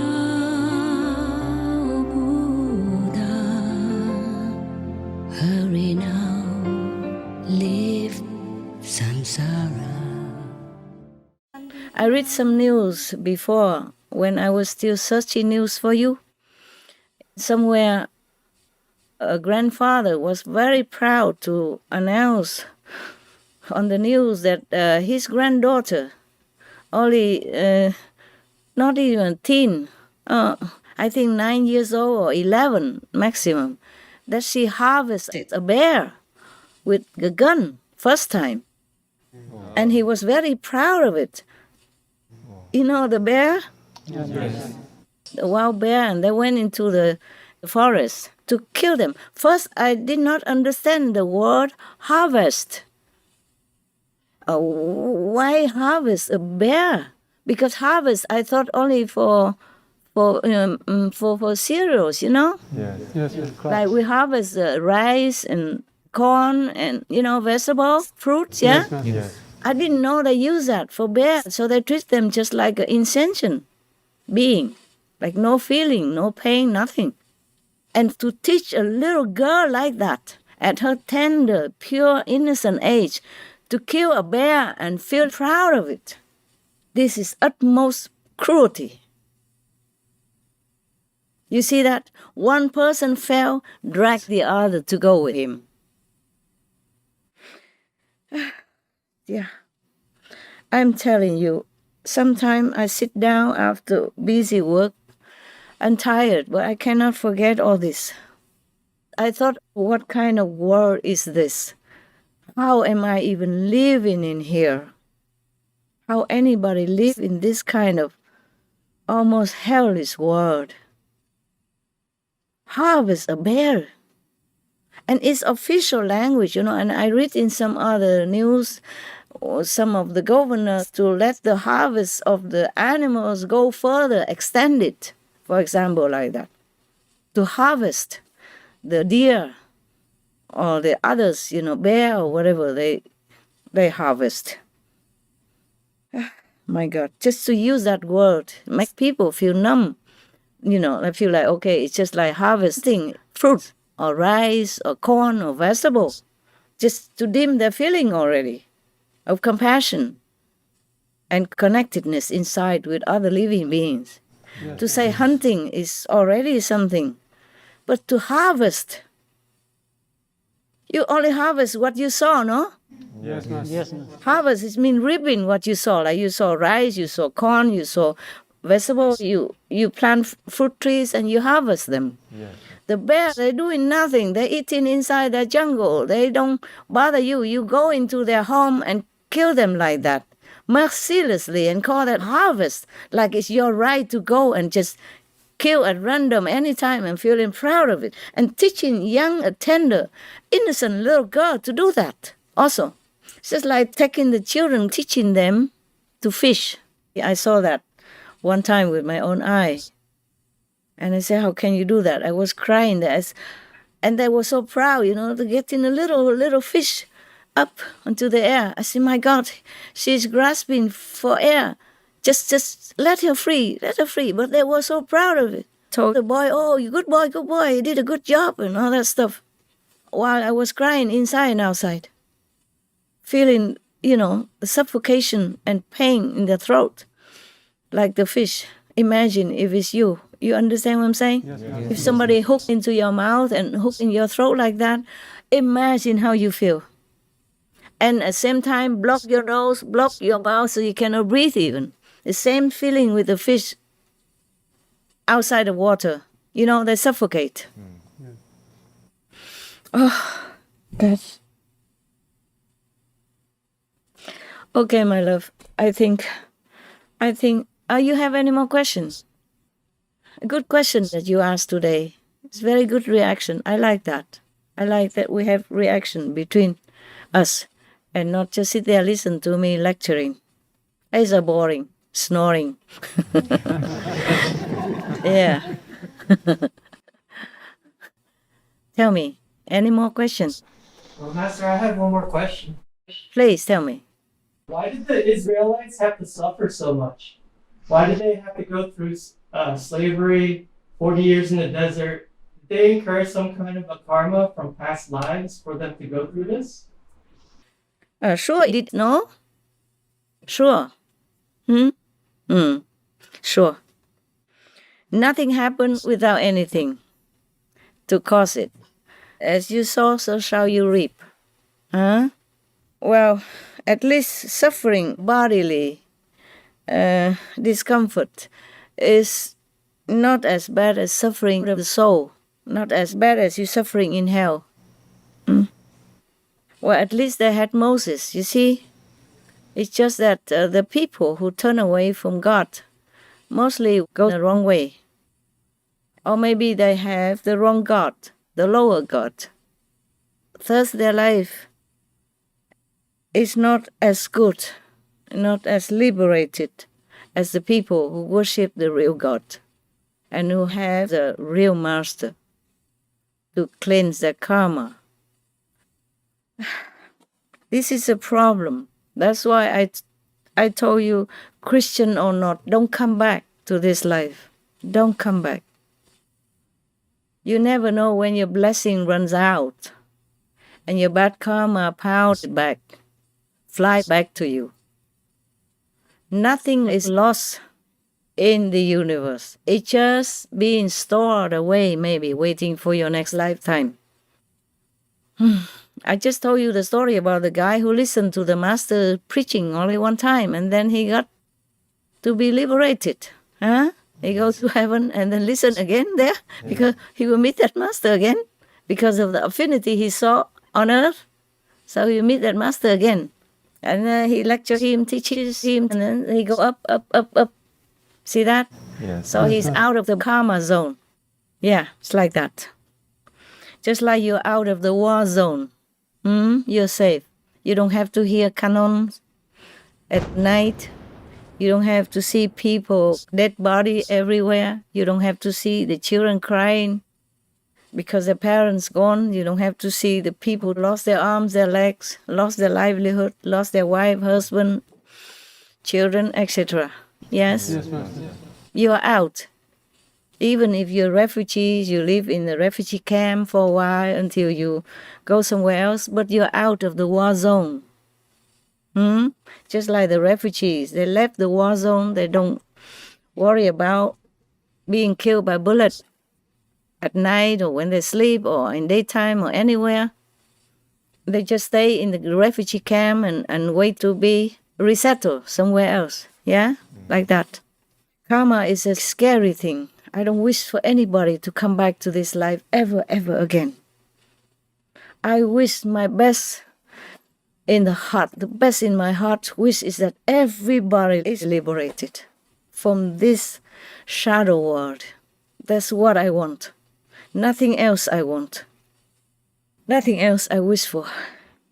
I told heaven, even if I have to be punished and stay all alone here or in hell somewhere, but everyone else, including all the animals, are liberated. I'm more than infinite times willing to do it. And heavens know that. And you are my witness. I talk openly, so you know. This is my heart's wish. Because even if you come back as a king, as a president, prime minister, you suffer. Okay, you never know what's the next step that you take. you might fall in the ditch, in the pit. Yeah, I mean karmic-wise, okay? You can see many kings are killed, assassinated, many powerful people, recent years, yeah? Like in Arab Spring, for example, powerful personage, leader of the country, killed like a criminal like that, in front of everybody, just like that. Whether or not he did anything wrong or more wrong than anybody else, that remains to be proved. Just a normal soldier, somebody just put a bullet in his head and he died in front of camera, in front of everybody like that. You know already what I'm saying, right? Yes, Master. Yes. And today you're president and tomorrow you are a criminal. Yes, you're in jail. And even while you are president, it's not like people leave you alone to do your job, huh? Yes. Yes. They slander you, they belittle you, they call you names, they drag you down, do anything possible in the human's way to belittle you, to trample upon you, to degrade you, to make you lose all your dignity or reputation or chance to be elected again, etc. Even, you know all that. Yes. So to be anybody in this world is nothing. It's really nothing, worse than nothing. It's better we get out of this world. That's the best you can do. Yes, Master. We don't live that long, even if you're still young. You never know. So we just do what we can to help others to awaken. That's the best we can do for ourselves, also for our other 5, 6, 9, 10 generations. That's the best you are doing. The best of all the jobs that you get. And I thank you for knowing that. I thank you for being wise enough to know that. And I thank you for being wise enough to hold on to your faith. And even with my blessing, that you don't fall like the angels, like our forefathers. You got that? I'm proud of you. One day you still stay, one day I'm proud of you. Thank you. God bless you. God bless all of you. Thank you, Master. And whomever connected with you and whomever you love. Do you have other questions? I have one question, Master, about Moses and the ants. Yes. I think previously Master mentioned that ants came from like the negative force. Mm-hmm. Does that mean then that when Moses, it's not really killing because they're just from the negative force? Negative force, it depends on where. Of course, ants, they are not like high beings, yeah? Okay?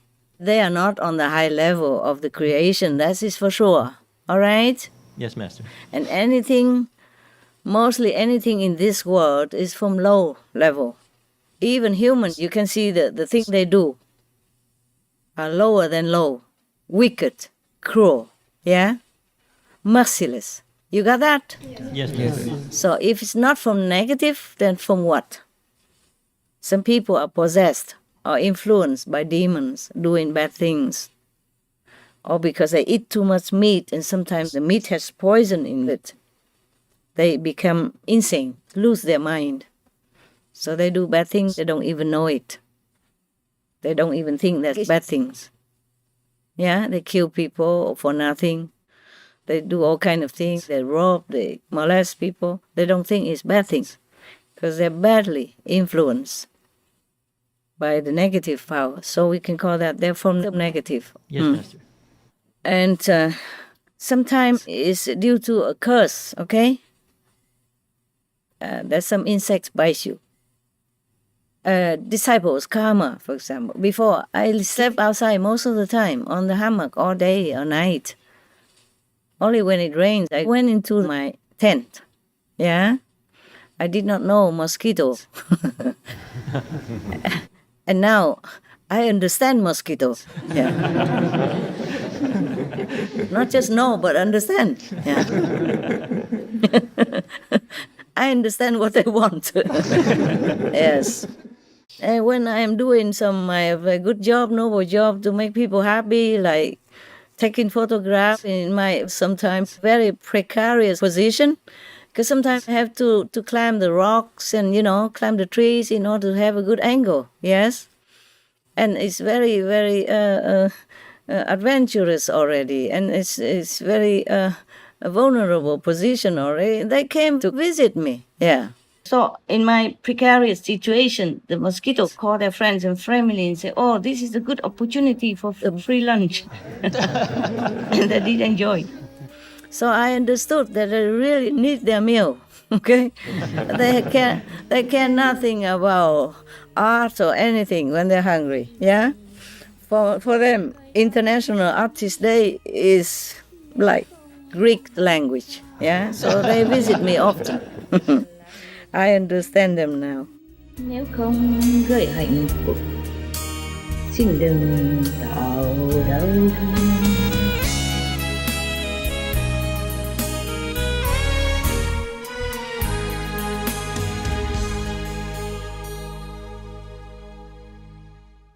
Why would I say something like that? The ants. The ants. Okay. Because of some curse, and some disciples. Yeah.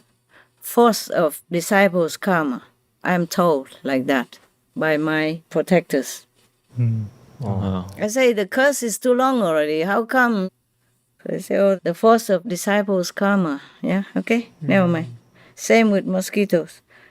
They know nothing about enlightenment or ahimsa or the 5 precepts. Just like some people, you cannot teach them, you see? Yes, Master. They don't understand. Even if it's black and white, printed in the Bible, the Holy Bible, or in Buddhist Sutra, they read it. It's like they have not read it. They read it, but they don't see it. It's like that. Okay, now, oh, sorry, I don't mean to compare the people to the mosquitoes. But what else? If they just keep drinking blood and eating other cups, then it's similar to the mosquito or not? Yes. Oh my God. Okay, but the mosquito don't have the mind to think. They cannot change, but the humans can change. We can change. We can change, and I'm hoping they change so that I can help them. Okay, my love. Good question. Yeah. Master, you mentioned the curse. Is there a way to break that curse? It's possible, but I would have to use astro magic. And I don't like that. Then I will own them, you see? Yes. And then also the force of karma of so many disciples made that happen.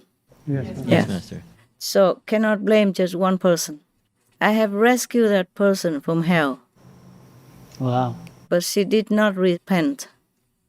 So she's going back there again. No. While the body is still here, the soul's already punished in hell. Wow. Well, just like while your body is here, you still can go to heaven and enjoy heaven's scenery and blessing. Yeah, like many disciples do. Yes. So that proves that we are not really the body. Yes. Because the body doesn't go anywhere, neither to heaven nor to hell.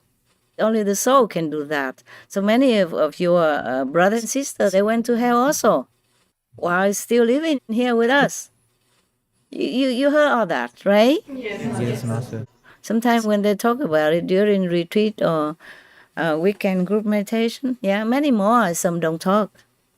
Okay? Some don't know how to express it. Some were just too excited or too emotional because they went there and then they could help to rescue their relatives or parents. So they were excited or touched or very grateful. So they just blurted it out. There are many who don't. Many just went there for a visit. Okay, good questions you have today. Any other questions? I think that's all, Master. Yeah. Okay. Fine. Okay, fine. Yeah, I wish I could keep everything like this. Maybe I should, but then I cannot work. Yeah, maybe I just push it to one side. So next time I don't have to rearrange it again because it takes me many hours to try. Before I saw you in this conference, me and the other brothers already tried to figure it out, testing again and again. It's just for me, one person even, have a lot of work like this. Yeah. So I also appreciate you guys. You know, you have to arrange for so many people so that you can talk to me. Yes. And also appreciate many other brothers, cameramen and technicians who do the equipment during our group meditation or during retreat. Yeah. So, and with many ear translations and all that, organizing a lot of work. That's why I thank them all the time. I thank you also. It's good that I could do all this even. I thought, my God, how?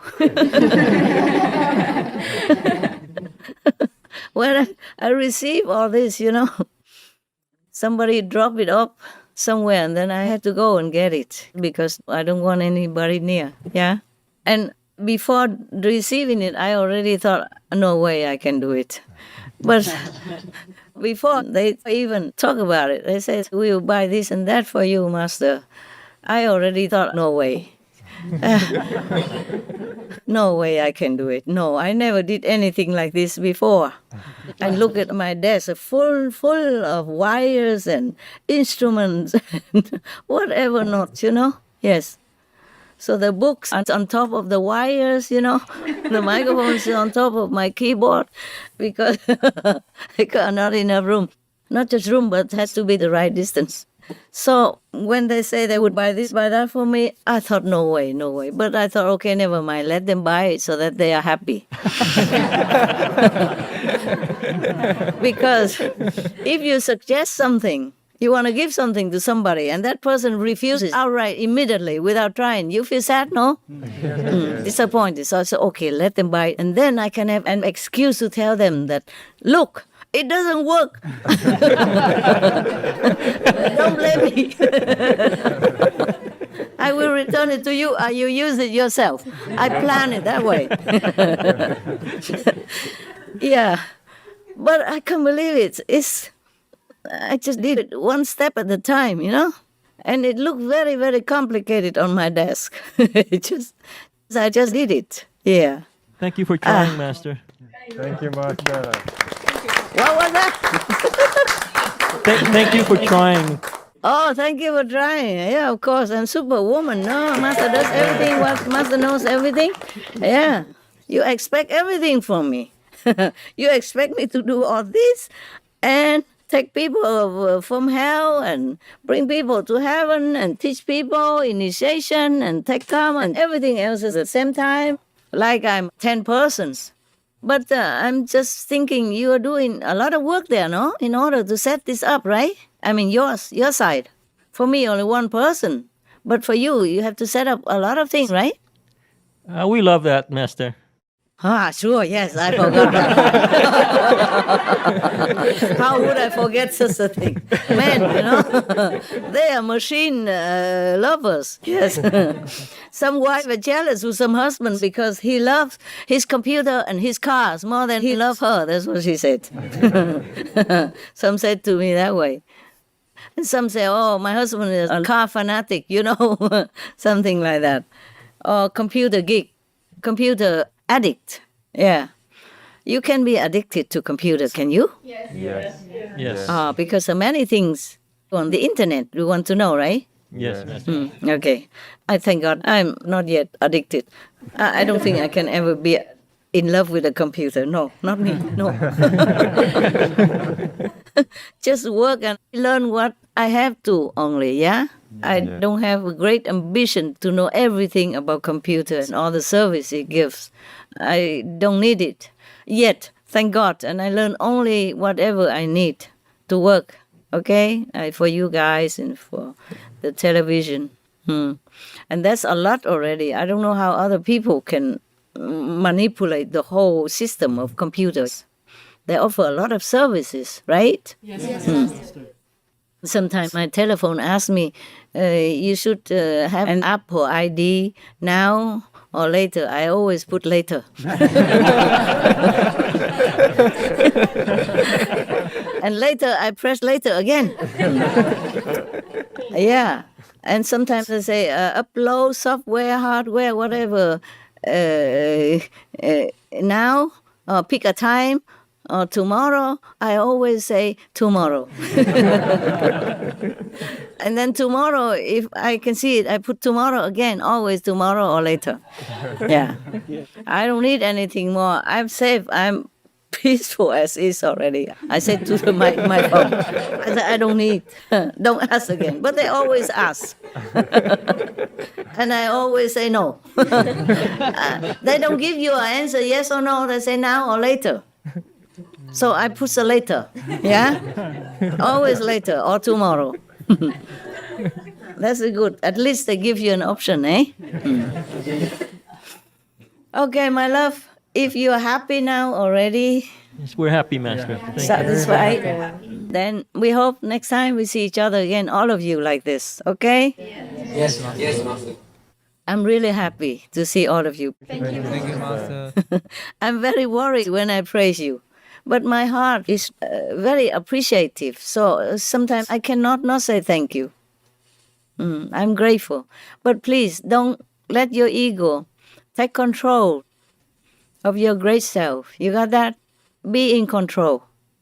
Yes, Master. Don't let your brain, your mind, your stupid computer mind, it's a computer. Don't let a computer control you.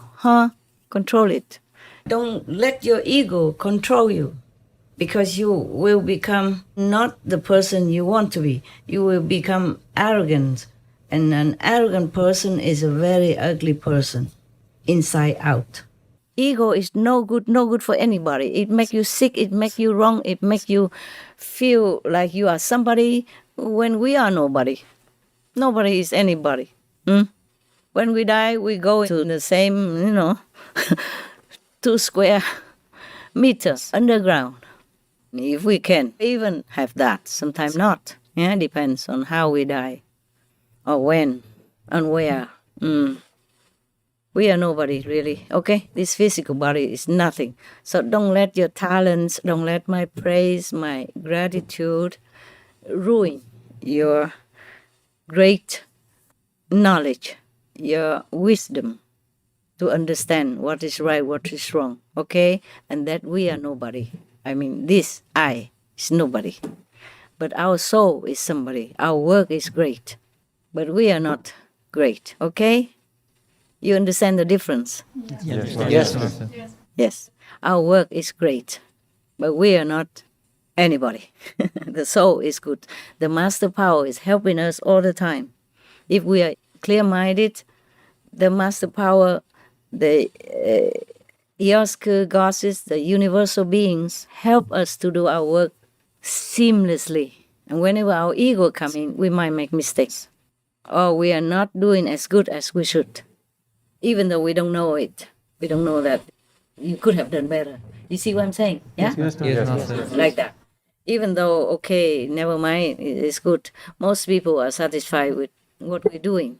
Even if you do it less than yesterday or less than when you don't have ego. Most people don't differentiate it, cannot see the difference.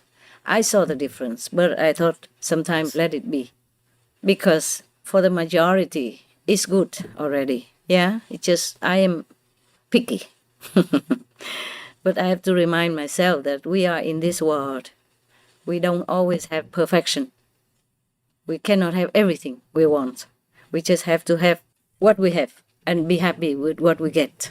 So like this, I also relax. Otherwise, I'm on edge, and I will drive you on edge too. Sometimes I have to scold myself. I say, enough, good enough, let it be, let it go. You see, I say, they work hard enough already. They're only kids. It's good. So, and then I calm down, I go drink something. And say, oh, be happy, good, be happy. And the animals come and say, good, you are safe, you're happy, be happy. Yeah. Okay. All right then. I love you. Love you, Master. Love you, Master. Hug, kiss, forehead on wisdom eye. It reminds you. Yeah? Yes, Right, my love, sweetheart, darling, apple pie. I love you. Not just for my heart, but for my soul, for my higher self. Love you very much. And thank you for everything you do. Thank you, Master. See you next time, I hope. See you, Master. Master. Okay. God bless. Bless, Master. That's it. Calendar finished.